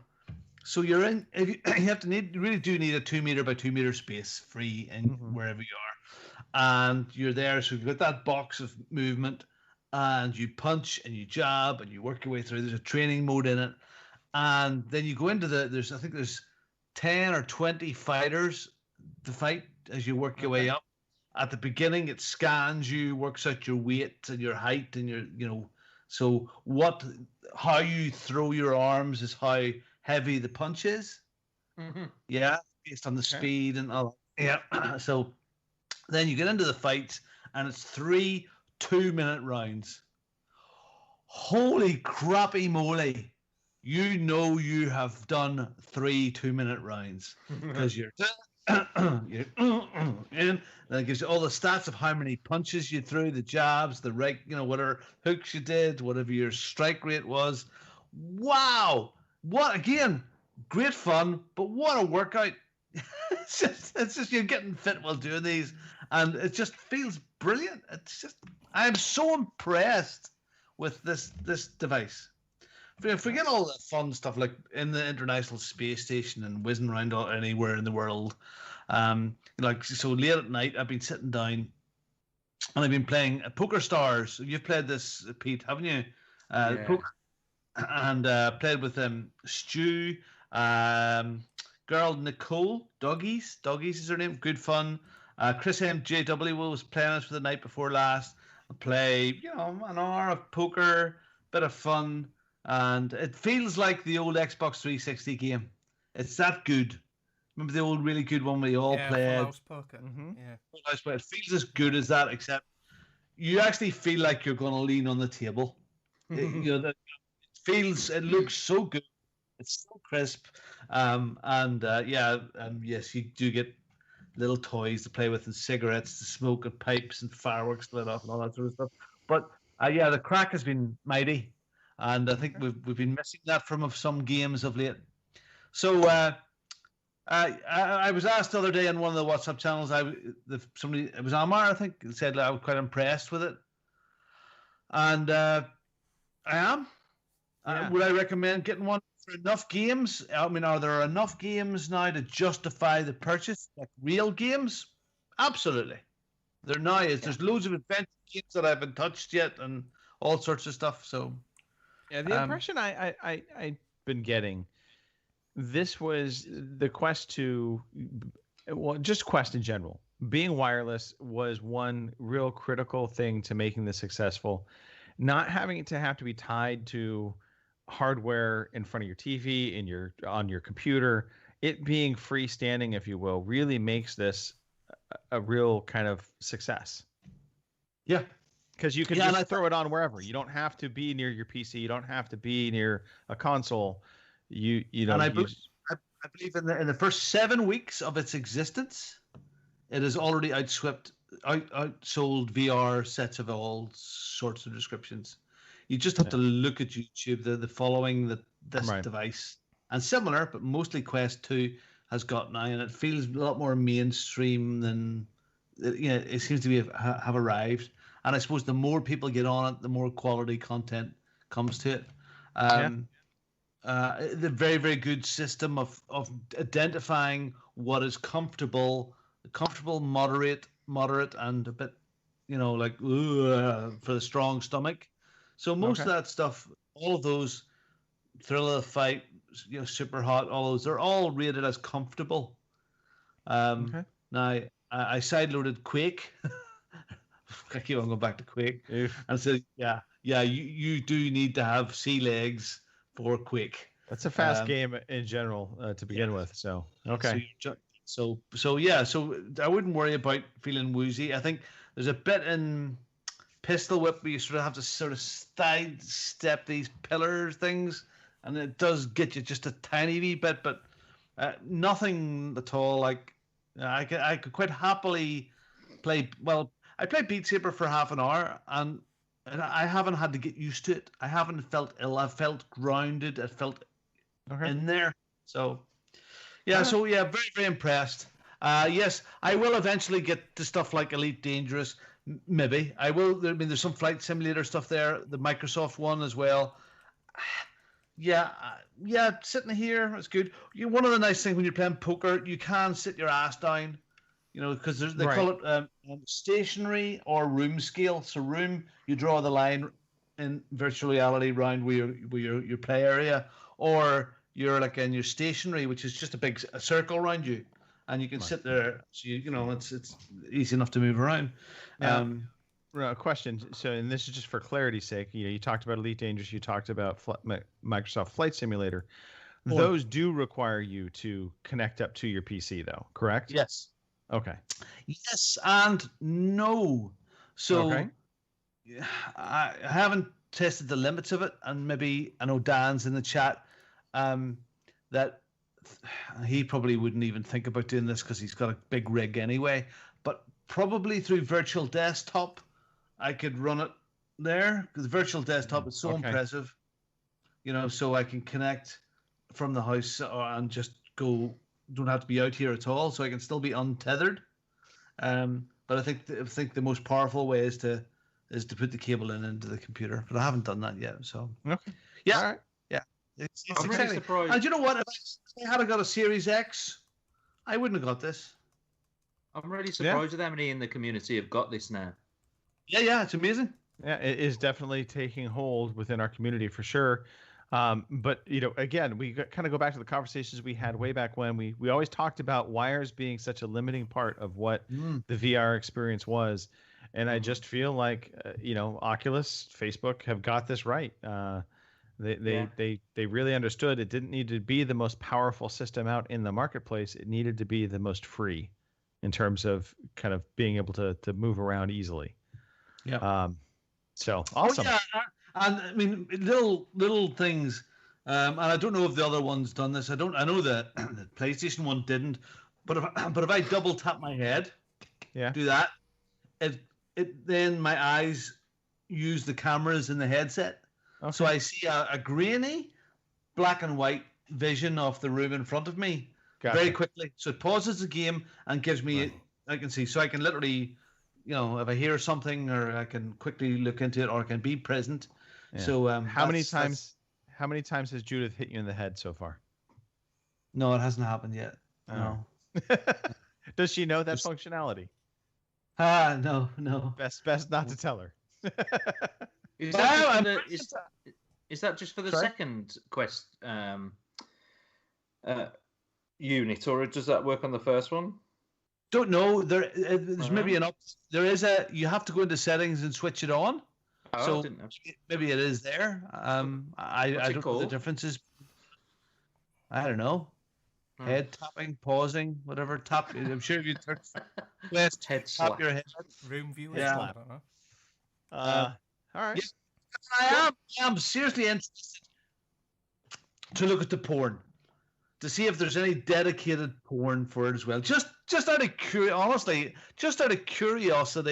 has it been done in VR? Just to have a look and see how crap it is.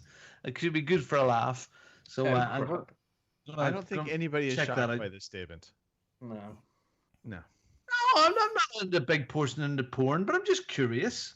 It's like being in Amsterdam. You have to go and at least go to one show to see what it's all about. For science. Flip me. I mean, I could be sitting there laughing all night, couldn't I, Pete, about some woman pulling ribbon out of her wang for about 5 minutes and trying to work it back in there again.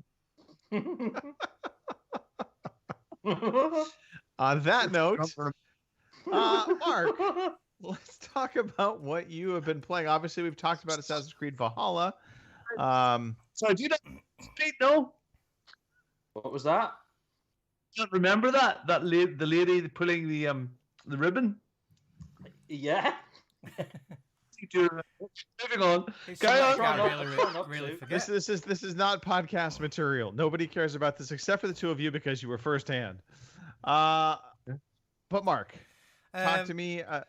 Let's talk about Star Wars Battlefront because I know you want to talk about Elite Dangerous, but I don't I've care. just loaded the video up.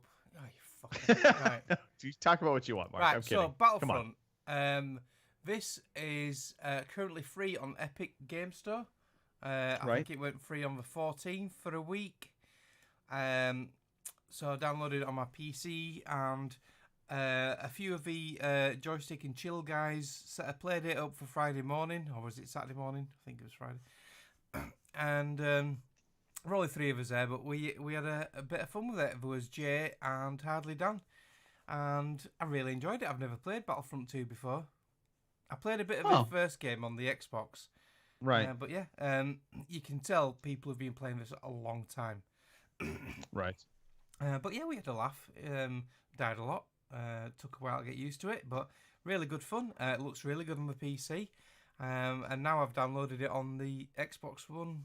Xbox Series X, sorry. Because it's on the Game Pass. It's part of EA Access with Game Pass. So yeah, and I forgot that it has a single player campaign. So I'm looking forward to doing that. I started the single player campaign. I can't say I was like overly drawn into it. So I am kind of curious to go back and see that. But there's another single player campaign we'll be talking about shortly anyway. We'll talk about that too. Yeah, but yeah, we all played for about an hour. But yeah, we had some good fun. It was nice to chat with Dan again, and it was nice to chat with Jay. So it's first time. Still a great looking game. First time I spoke with Jay. Yeah, it is. Yeah, it's really good. The maps are quite big, and we played a few different game modes, but we ended up playing the usual Battlefield one where it's like capture the flag areas stuff, conquest or whatever it's called. Yeah, good fun. Right. When the heroes get on the battlefield and the players who can play them know what they're doing, they just decimate your team. It's over. Yeah. But yeah, it's good fun. All right. Elite Dangerous. Okay, we can talk about this. What's going on with Elite Dangerous? So, everyone knows I love this game. I've played a lot of this game, and yes. With all the chatter about Odyssey coming up very, very soon, well, foreshadowing, there's some news about that, but I thought I'd jump back into it. They did a big update recently. I've not played it since. They nerfed a lot of the mining. I was making a lot of money on the mining side, but where they've nerfed the mining, they've increased bounty hunting, so you can earn more that way. So it gives it a bit more variety. So it's a lot of balancing issues, really. So it's good that this game has been out this long, and the developers are still constantly working on it because it's such a huge game. So yeah, I've just been doing a bit more mining, getting a bit more money in. Just trying to, I want to sort of like get my ships fully maxed out before I sort of like start doing different things. Yeah, it's funny. Elite Dangerous. I know it's not technically a games as service game, but in so many ways they do update it like one. Yeah. Well, the most recent massive update, which came out a few months ago, is Fleet Carriers, and they've made quite a big difference to the game because where I'm mining at the moment, where all the sort of like really good minerals are to mine and you get a lot of money for, there's no stations nearby. You have to jump a lot to get to a station. So what people have done is they've brought their fleet carriers to that system, sort of like parked them up nearby, and you just fly back to one of their carriers if they allow anybody on there. Some of them are like friends and squadrons only, but a lot of them are just open to anyone. You can land on their fleet carrier, trade with them, sell the Painanite, what I've been collecting. You don't get as much for it, but they must make on it as well. But it's enough. I'm making about 20 million an hour, whereas before I was making about 80 to 100 million an hour. So that's how much they've nerfed it. Wow. You used to get about 750,000 per ton of this material. Now I'm getting. I think it's 35,000. No, sorry, 106,000 per ton. It's 35 at the stations, but some of these carriers are paying just over 100 grand a ton. And I'm filling my cargo up with 150 tons at a time. A lot of this makes no sense to me at all. Yeah. So that's, But yeah, I've been getting back into it, been waggling my old Thrustmaster again. Yes. So it's a shame. You were excited but you were prepping for a big update that was going to be happening. Yeah. Well, we'll cover that in the news. Yeah. Yes, we will. Foreshadowing a bit for that. But yeah, just cracking on with that now. So yeah. What I want to do is, I've not played it today. I wanted to do it today, but I'm going to do it tomorrow because I've still got another week off work, isolation. There's a thing called a Guardian FSD booster, there's a few Guardian things you can do to modify your ship, and they're all at like an ancient Guardian site. It's like an ancient alien race. Right. You have to find it, you have to activate certain things and collect certain materials, and then go to a trader who will then give you something for it. Now, this FSD booster, when you jump, you can jump so many light years, and I think my ships at the moment, my best ship can jump about 29 light years, which is pretty decent, but this booster will like increase that so many percentage, so you can do better exploration, because once I've got like a lot of money behind me, that's what I want to do. I want to go out of what we call the bubble, where all the stations are, and then just go into the void and just explore. And so basically, you want to become Star Trek. You want to go where no man has gone before. I do, yeah. I want to be Picard. Engage. Yeah. So, but yeah, I'm loving it. All right. Dan's back into it as well. Dan's been playing a lot of it because I've been because it's a new podcast. Joystick and Chill, their Discord server, unlike ours, is quite lively at the moment. There's a lot of chatter in there, so I've been pottering about in there a bit, and there's a Elite Dangerous because section. we know Discord's not the future. Well, it's for some people, not for ours. Ours is fucking dead, isn't it? I keep putting a meme in there, and Kim keeps putting a meme in there every so often, saying, "Hello, is this still on?" So, but yeah, Elite Dangerous. It would help. It would help if we actually were in there. I think that would help. Yeah. For the record. Well, some of us are. Me and Kim are all in it together. I know Neezy does it. He's just got this on the Xbox, so he's playing it on Xbox. He's got the HOTAS one, what you've got, Greg. Right. I didn't know this, but apparently they are now like rocking horse shit. You cannot get them for love nor money anymore. Yeah, I got lucky. I bought mine right before they kind of got scooped up, and I think it was because Flight Simulator hadn't been fully announced for Xbox and all that stuff. So anyway, and I'm regretting not upgrading mine now from the old PS3 version, which works on PC, to the Xbox One version, because this next game I would love to use a HOTAS on this next game. So so let's talk about it, because we both have this. Yeah, so I was looking on the Xbox store, and I noticed there were some free trial games, and I normally never bother with these, but one of them piqued my interest. It was Star Wars Squadrons, and it's quite a recent game, and it's got a free weekend, so you can download it for free, play it for free. So I downloaded it. I thought I'll give it a bash. I absolutely friggin' loved it. It was brilliant. And I know I've not done it in Battlefront 2, but there is a flight mode in there, isn't there? Like a flying section. But yeah, this was so nostalgic. Playing in a TIE fighter and switching over to the X-Wing. I've only done the prologue intro mission on the single player. Okay. But I loved it. I thought it was fantastic. I loved it. The feel of it, the noises, the TIE fighter noise. I just love that. Yeah. So it's just it tugs at your Star Wars nostalgia for sure. And the story's quite intriguing as well so far. And apparently it's got an 8 to 10 hour single player campaign. So it was on sale as well. There's 2 days left of a sale, and it's currently £20. I think as of this recording, there might be half a day left of that sale. Yeah. So it's £20, normally 35. And I thought, I've enjoyed it that much with a free trial. I know I'm going to play more of it. I just bought it there and then.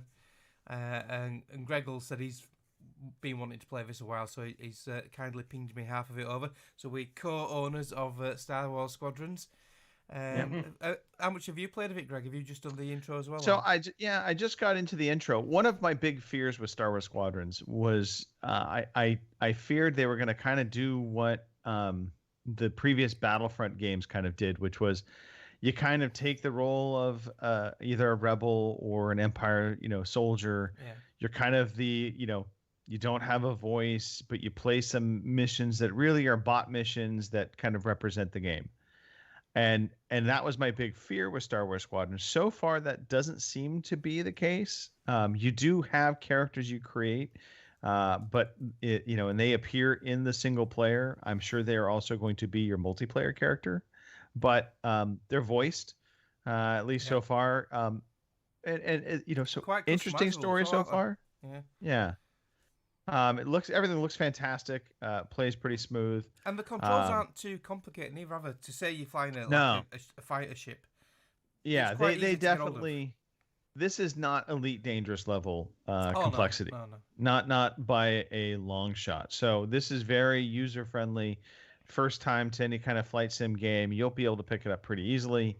And they keep things just dumbed down enough to make it accessible. Yeah. But I feel like there's enough little tweaks you can do that the more hardcore are not going to be totally turned off to it. Yeah. For voice but yeah, acting's so far really so good. Yeah. Voice acting's really good. The characters are good. And this is enhanced for Series S and X, and it just looks and plays so smooth, and it's just absolutely gorgeous on the Series X. I think one of my favorite moments I've played it on my One X as well downstairs, and it did you? And it runs and plays brilliant on that as well. Okay, all right. I was kind of curious, I would be curious to see how the loading time. So that's one of the things I always was going back and forth with Mark about. When he got his Series X, like test the loading times on games, see what the differences are. I did that last week. I mentioned the loading times, and I bored Robin to death. But yeah. Well, we can wrap it up on this. The greatest moment was getting in the TIE fighter and then firing off your blasters for a moment. Yeah. That was brilliant. All right. I'm just gonna have to put something up on stream. Oh God, yes. Well, brilliant, Robin. Brilliant. Yes. All right, let's move off this. Let's get into. I think we have a quiz. We do, yeah. Okay. I finally pulled my ass out of gear, and I've done a quiz.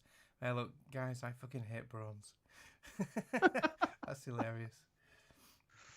Right then, let's get into quiz mode. All right. That. Turn that off, and get some sound effects going. All right, now everybody get settled. Get away from the windows. Now look, good. It's time for the quiz. Yeah, you know what? Oh, too bad. Tough. Right, so this is a general. Oh fuck!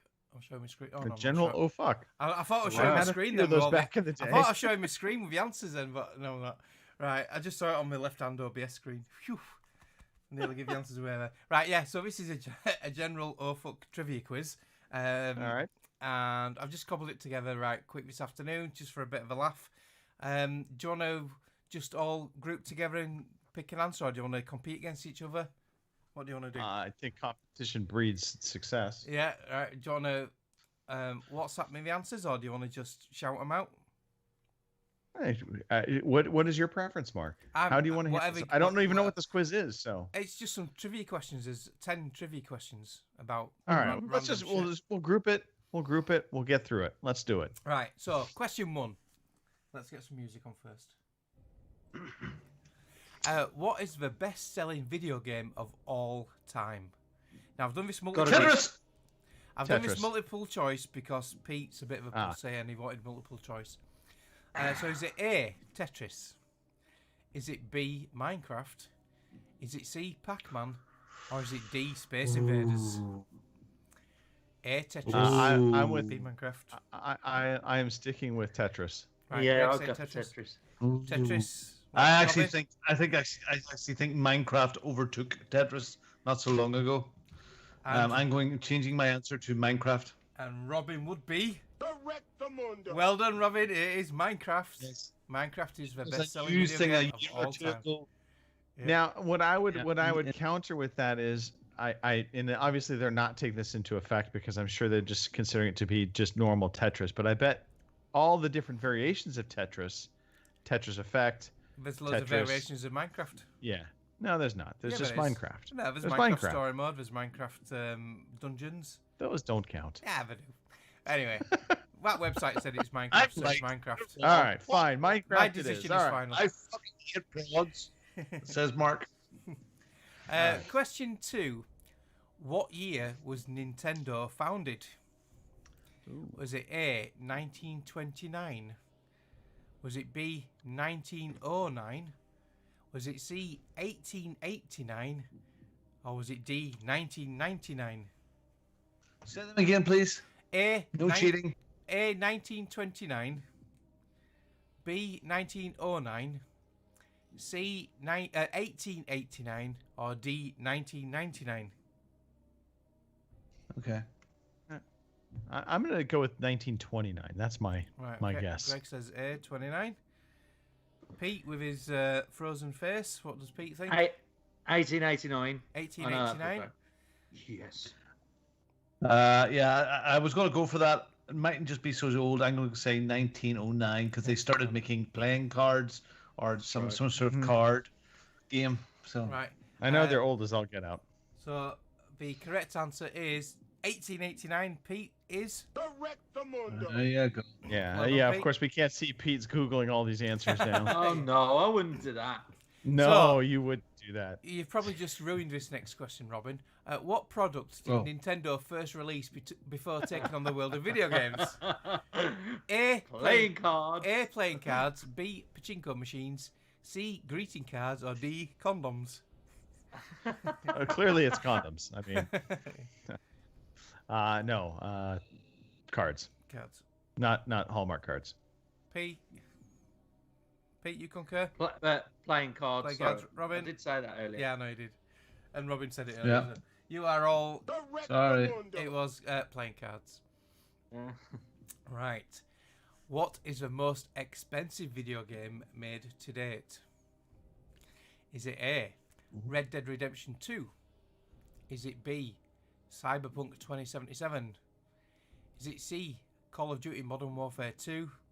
Or is it D. Grand Theft Auto 5? Red Dead Redemption 2, Cyberpunk 2077, Call of Duty Modern Warfare 2, or D. Grand Theft Auto 5? I'm saying GTA 5. Yeah, I'm Robin going to go says for that as well. GTA. Pete says GTA. Greg? So here's, I don't think it's Red Dead Redemption 2. As lovely as that game looked, I don't think it had the same budget as Grand Theft Auto 5 did for sure. It's clearly it's not Cyberpunk, and I just say that because CD Projekt Red's not as big a company, so they wouldn't be able to have that kind of budget. The question is Call of Duty. That's the one where I question. GTA 5 was a big game. It had a lot of production value, but so does Call of Duty. And which Call of Duty was it? Sorry? Modern Warfare 2. Modern Warfare 2. Yeah, I'll go with GTA 5. I'll go with GTA 5. I'll follow the crew, but man, Yeah, well, I wonder. threw Modern Warfare 2 in for a reason, but you are all. It was GTA 5. Modern Warfare 2 was a very close second. Yeah. Yeah. Oh, was it really? Yeah. It was Yeah. unbelievable how Jeez. much Call of Duty Modern Warfare 2 cost to make. Right, so Okay. question 5. We're nearly halfway there. What position did the creator of the Game Boy have at Nintendo? Missionary. Was he A, a janitor? Was he B, a data inputter? Was he C, a programmer? Or was he D, the CEO? Was it A, a janitor, B, a data inputter, C, a programmer, or D, the CEO? Who I'm going to go for a created data the Game Boy? inputter. Right, For okay. what? For what job again? Sorry. For Who created for- the Game Boy? I'm going to go for a data inputter. Right.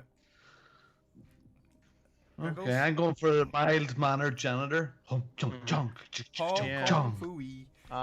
And just to give us a diverse group of individuals, I'm going to go with the CEO for the hell of it. Right. Okay. I know it's not right, but I'm going to say CEO. So Pete said a data inputter, I award you no points, and may God have mercy on your soul. and Greg said the CEO, I award you no points.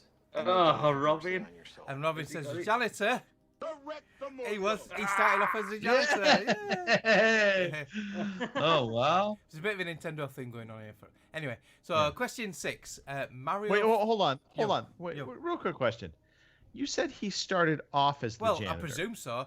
That's what the question was on the website. What position did he create for Game Boy of Nintendo? And it says Missionary. a janitor. So I don't know. I just guess he started off. I presume Alright. once he created the Game Boy, if he didn't keep him on as a fucking janitor, that'd be right kicking the teeth, wouldn't it? Anyway, right. So question 6. Mario first appeared in what video game? Was it A, Mario Brothers? Was it B, Super Smash Brothers? Was it C, Donkey Kong? Or was it D, Mario Tennis? What video know the game answer. did Kong. you first Wow. ever appear in? Donkey Kong. Donkey Kong. Robin? Yeah, Jumpman. Yeah, Donkey Kong. Donkey Kong. Yeah. You are all correct. It was Donkey Kong in 1986-ish, I think. Right, question 7. Moving away from the Nintendos a bit.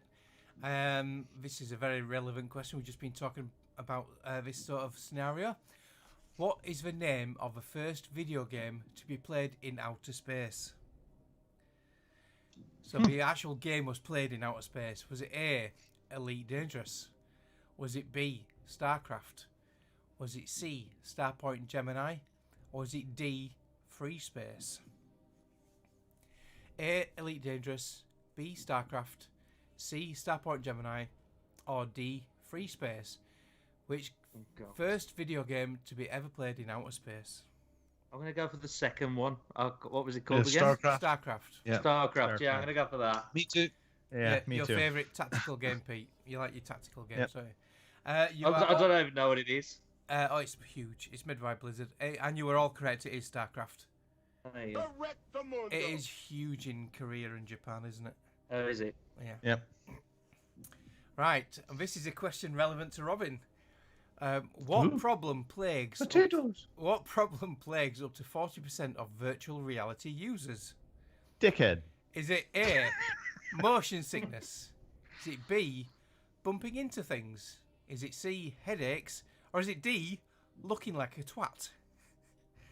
Or E, It's getting Judith to hit you around the head?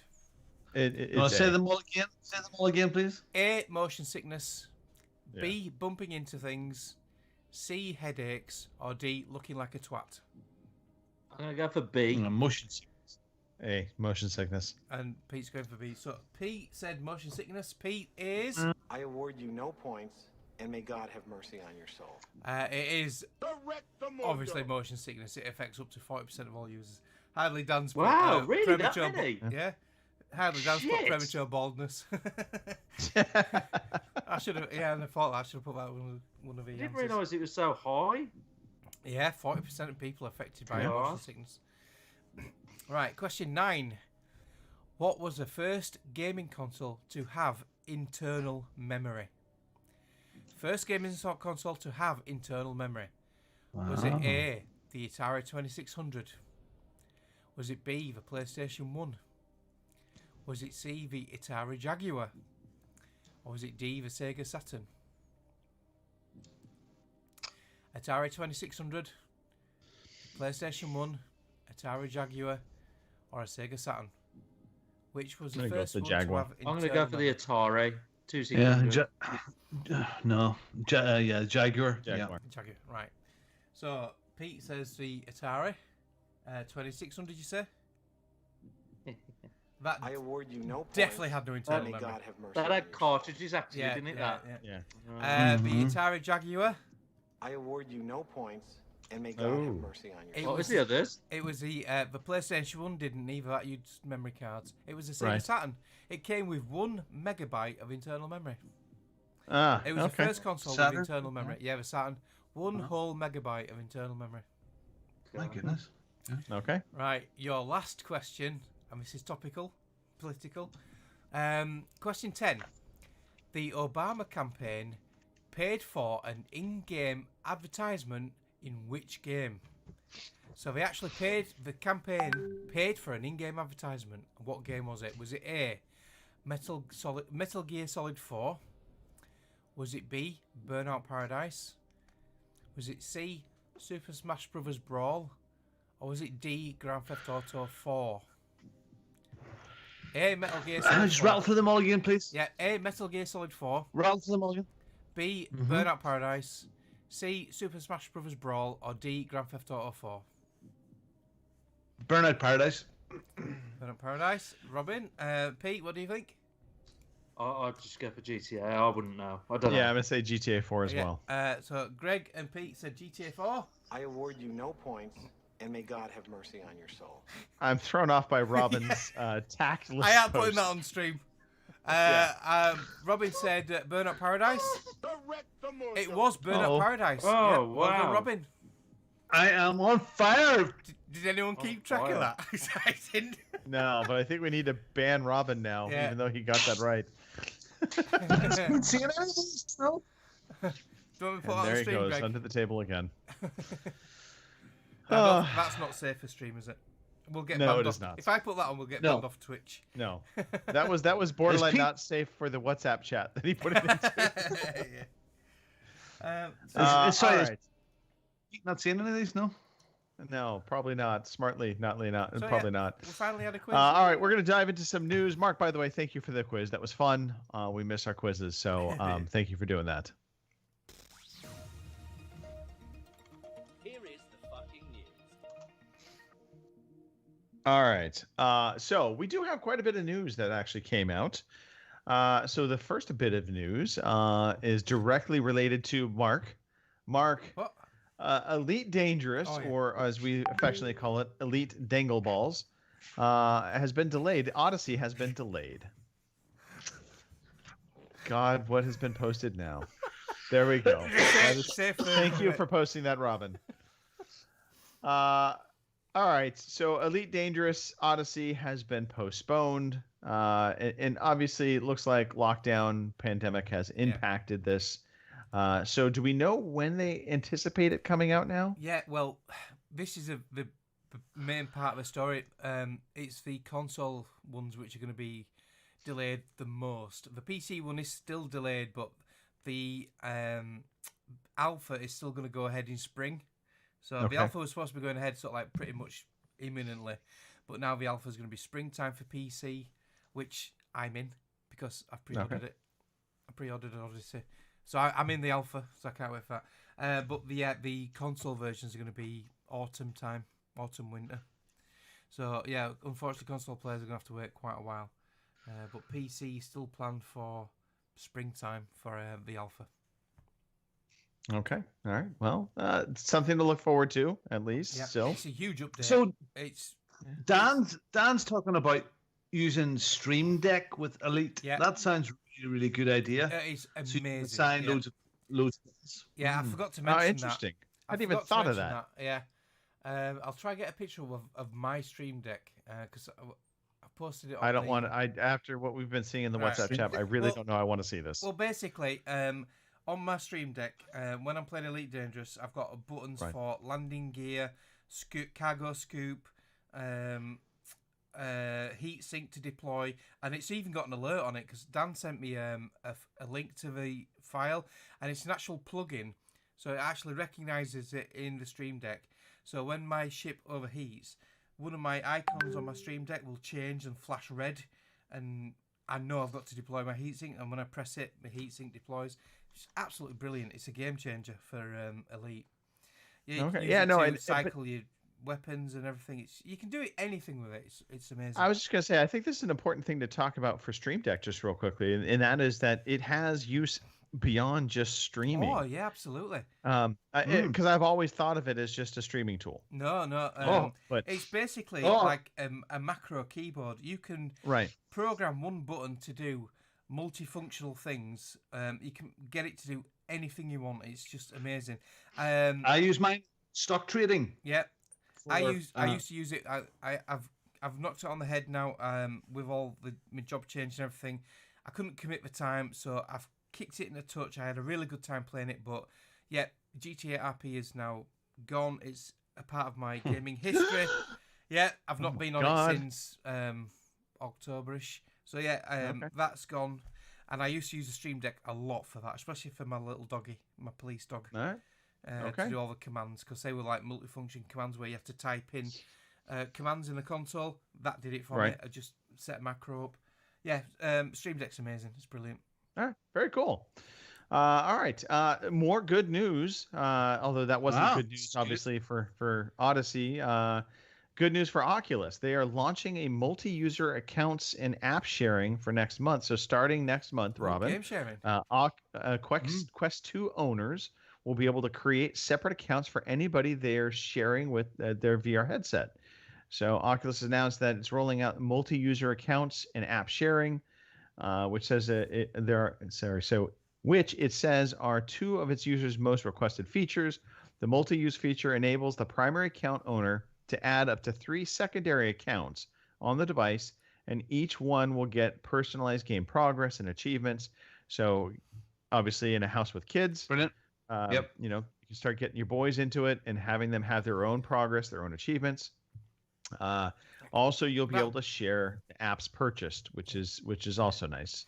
That'll be good. You'll be able to share that with secondary accounts. For say for example, Robin, if he's halfway through a game, if one of his kids comes on and starts a new game, it might wipe his save. I had a similar scenario with, it's not a game, but with Vikings on Amazon Prime. On Amazon Prime now you can set up profiles, so I set one up for my mum, but she still keeps going on to mine for some reason. And she kept bloody watching Vikings, and then I'd come to it and just press continue, and I'm thinking, how the fuck are they there? I don't understand what's going on here. And I've skipped 4 fucking episodes because of this stupid old woman. I got so angry. But yeah, she's got her own profile and she doesn't use it. So anyway, all right. There you go. Well, good news for Quest owners. There you go. Also in the news, and this was actually some really big news. Yeah. So as everyone knows, EA has had a licensing deal with Disney over Star Wars. Well, apparently that licensing deal is not. It's come to its run to where they now can start exploring other developers. And sure enough, Ubisoft has announced they are going to be making an open world Star Wars game. And they are kings of open world games. Yeah. So Lucasfilm Games, which is I guess their new name for licensing things, has told Wired Magazine that Ubisoft Massive Entertainment, the team behind The Division 2, is developing an open world Star Wars game using the studio's Snowdrop engine. The project is still young, so Massive doesn't really have anything to report at this point, just talking about the fact that they have the deal in place. So there's no Division 3 coming then, is there? It doesn't look like it. No. Doesn't like it. But on the heels of this same type of news, we also had the news that Lucasfilms also unveiled a deal with Bethesda Games, in particular Bethesda's Machine Games studio, for a new Indiana Jones game. And that will be coming out sometime in the future. No true details have been kind of revealed on that either. But that's one that's drawn a lot of controversial conversation. There's because people Sony are wondering, boys, getting worried about that. Is it going to be exclusive? Is it not? I think we don't know. It's hard to know. Obviously, I think this deal got done before the purchase of Bethesda Games. So my guess is this is going to be multi-platform. Yeah. I would be surprised if it wasn't. On the Indiana Jones theme, I've read rumors on the interwebs, I don't know how true they are, that they're on about doing a reboot of the Indiana Jones movies with Chris Pratt from Jurassic Park and that. I like Chris Pratt. He's a good actor. So yeah. I hadn't heard about the reboot, but I had heard they actually were making another Indiana Jones movie with Harrison Ford. It's being done by the same director that did the Wolverine movie, Logan. Right. Okay. Holy crap. So that might be good because I could see kind of that sunset type of movie for Indiana Jones. I think Joe Biden has a part in it. So the same age. Excuse me. Yes. But that leads us to the next part of this news story. And Robin, I'm actually going to have you read this while I choke to death. So we have a slew of games that have been announced. We had the Xbox games that were basically kind of exclusives, if you will. We don't know if they're true exclusives or timed exclusives, but they had a list of games coming out in 2021. And kind of forward this list. So I'll go through the list. Adios, The Artful Escape, The Ascent, The Big Con, Crossfire X, Dead Static Drive, Echo Generation, Exo Mecha, Exo 1, The Gunk, Halo Infinite, The Last Stop, Lake, Little Witch in the Woods, The Medium, Microsoft Flight Simulator. It's coming in the summer of 2021. The Medium was coming in January. This is the 28th. Very right. soon. Most of these other games, if you don't hear a specific date, it's just sometime in 2020. Sometime. Psychonauts 2, RPG Time, Sable, Scorn, She Dreams Elsewhere, Shredders, Song of Iron, Tunic, 12 Minutes, Unexplored 2, The Wayfarer's Legacy, Warhammer 40k Dark Tide, Way to the Woods, that's Way to Kimwoods, The Wild at Heart, and the Yakuza Remastered Collection. That's January 28th with Yakuza 6, The Song of Life on March the 25th. Sony has also announced some PS5 game release dates in the small print of its CES keynote. Wow, I want a see-through TV. Returnal, it's on the 19th of the 3rd. Pragmata in 2023, Solar Ash in 21 in June, Kena Bridge of Spirits March, Stray on October, Ghostwire Tokyo October, Little Devil Inside July, Project Athia in January 22, Hitman 3 this month, Ratchet and Clank Rift Apart, and Horizon Forbidden West and sometime this year. Yeah. So the interesting thing about, by the way, that list from Sony, the reason why I listed it there was because they then updated that video that they posted at CES, and they removed mentions of those upcoming PlayStation exclusives. And so after that video was updated, there were no more mentions of those games. The only games that appeared in it were the release window for Ratchet and Clank and Horizon Forbidden West. So I wonder if these were original target dates, and I wonder if some of these might still be slipping further in terms of release windows, and so they decided to pull them out of that video. But they're on the horizon. There's at least that. The Xbox list, I think a lot of these games we had heard of. There's a lot of indies I've only in heard here. about 7 of them. Yeah, there's a bunch of indies in here, I think. Yeah. So, I think it just games. Yeah, they're games. It's games coming. I think those that are worried that there's not anything announced yet, I think that's really what these announcements were for. So just say, don't worry, there's games coming. It's all the labor of all these new studios, then, you reckon? I think it's part of it. Quite honestly, I think most of these games are not even part of that. So that's the interesting thing from the Xbox standpoint. I think these are just a lot of deals they've done with indie devs, with kind of more B-tier devs. If you think about like Warhammer 40k Dark Tide, I forgot the name of the studio, but that's actually a fairly substantial looking game versus 12 Minutes, which is definitely looks like it's an indie title and an intriguing one, mind you, but smaller nonetheless. And then of course the Yakuza games are much bigger games. The big takeaway here again, there's games coming.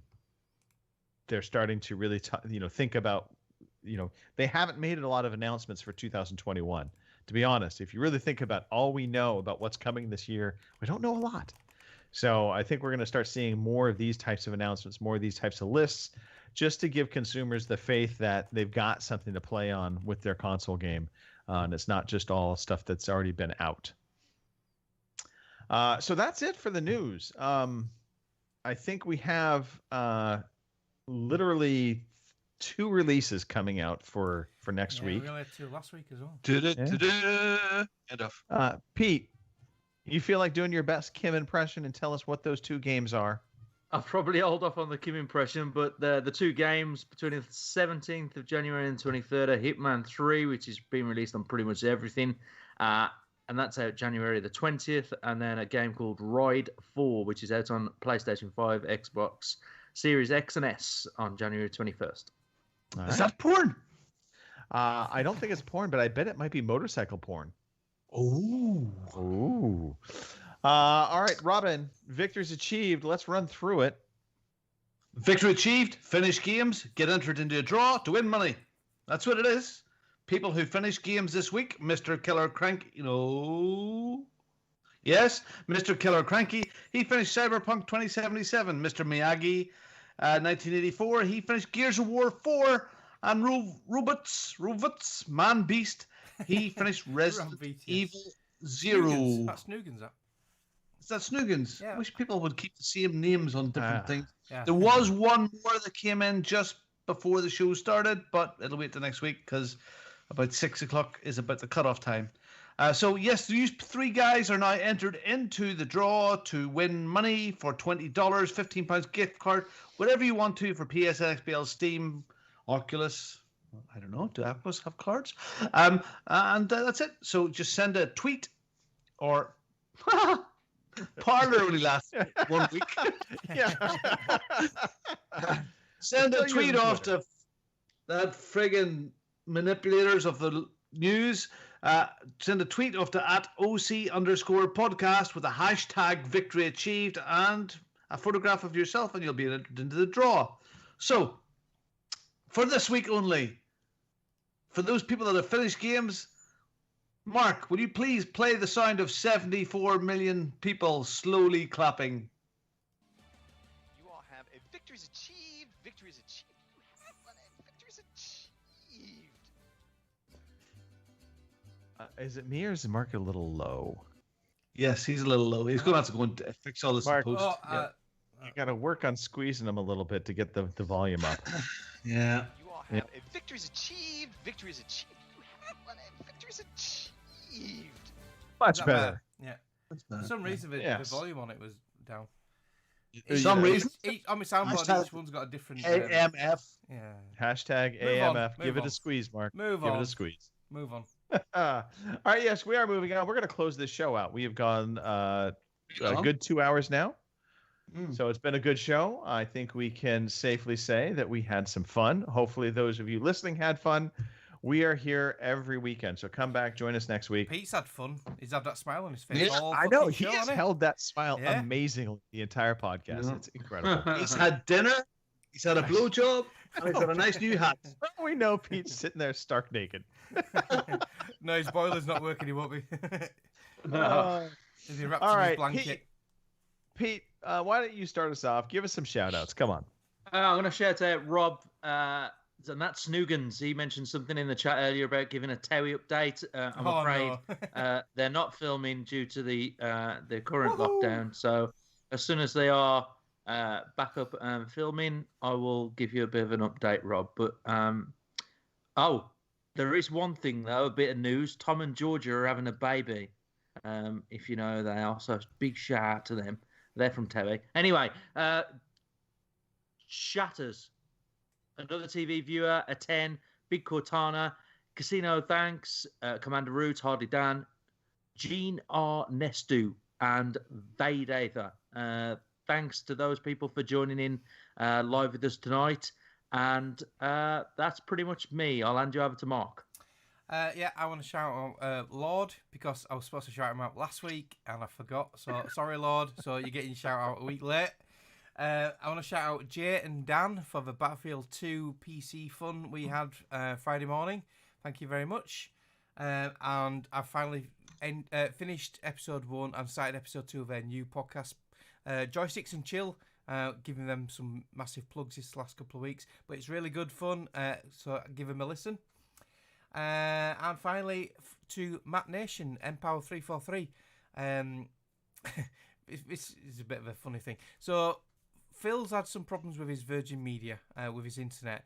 The super hubs have not been the best things.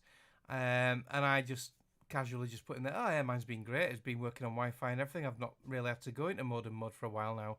Because my last router died about 2.5 years ago. So I've been using the super hub with no issues.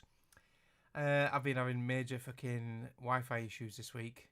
So I'm going back into the router world. I've ordered a new router on Matt's recommendation, but it's a mesh network, 3 different mesh units, so it can cover the house for Wi-Fi. Because most of my equipment's wired anyway, so that's not the problem. But I've got that many fucking smart devices now with behind me, that fucking bitch. I've got smart bulbs, smart plugs. I've got 3 dots. I've got the Echo Show in the room. So yeah, they all add up. I've a Nest doorbell and everything. And it all adds up and takes its toll on the Wi-Fi. So, yeah, I'm hoping this mesh network's going to solve that. It's coming Tuesday. So that'll be something to do Tuesday in my isolation. So, cheers, Matt. Over to Robin. Terminator's coming, Mark. Terminator Judgment Day. Yeah, we'll feel actually call this network Skynet. Yeah. Skynet's upon us. I also want to shout out Snoogans. He gave me a nice little link for the Hot Stock app to help me get my Xbox Series X. So thank you for that. Didn't know about that. Did I mention I bought an Xbox off him, Robin? Did it work? I went to his Did it work, house. Robin? Not yet. There's been a couple of, but I've been too late to get in. So, Okay. but Right. yes, it does seem to work. So, so yeah, thank you very much for that. That's nice. That you have, and also to Matt Nation. Matt is very, very active in the WhatsApp group. So Yeah, very, he's- very good, Matt. He's So a nice good. guy, Matt. Yeah, I like Matt. No, he's not. He's not. Yeah, he's not. He's so- a nice guy. We had some good fun down in London on the EGX house. We came back and stayed for a drink, and we had some fun. No, he's can't. Yeah. So yeah, all the best to Matt, Snoogans, all the guys, everybody that's listening, the team here. Thank you very much. That's good fun tonight. And to all my friends in America this week, be safe, be sensible. Good luck, Joe and Cam. Don't make a mess of it. All right. Greg, take us home. Well, I want to thank the three of you. It's always a pleasure. It's been a fun podcast for sure. I want to give a shout out to Eric Piotrowski. We got together, we had some discussion, and I didn't know how it was going to go, but I think it turned out quite well. So I would encourage anybody to give that a listen. The Didact Sincast, Eric posted up our chat on there, so it's available. And I want to just shout out the United States. Everybody hang tight. We're going to be okay. We're going to get through all of this. We'll move on. We'll be fine. Stay strong. Stand firm. All that good stuff. Anyway. All right, we're done. Mark, carry us out of here. Thank you for listening to the Overseas Connection podcast.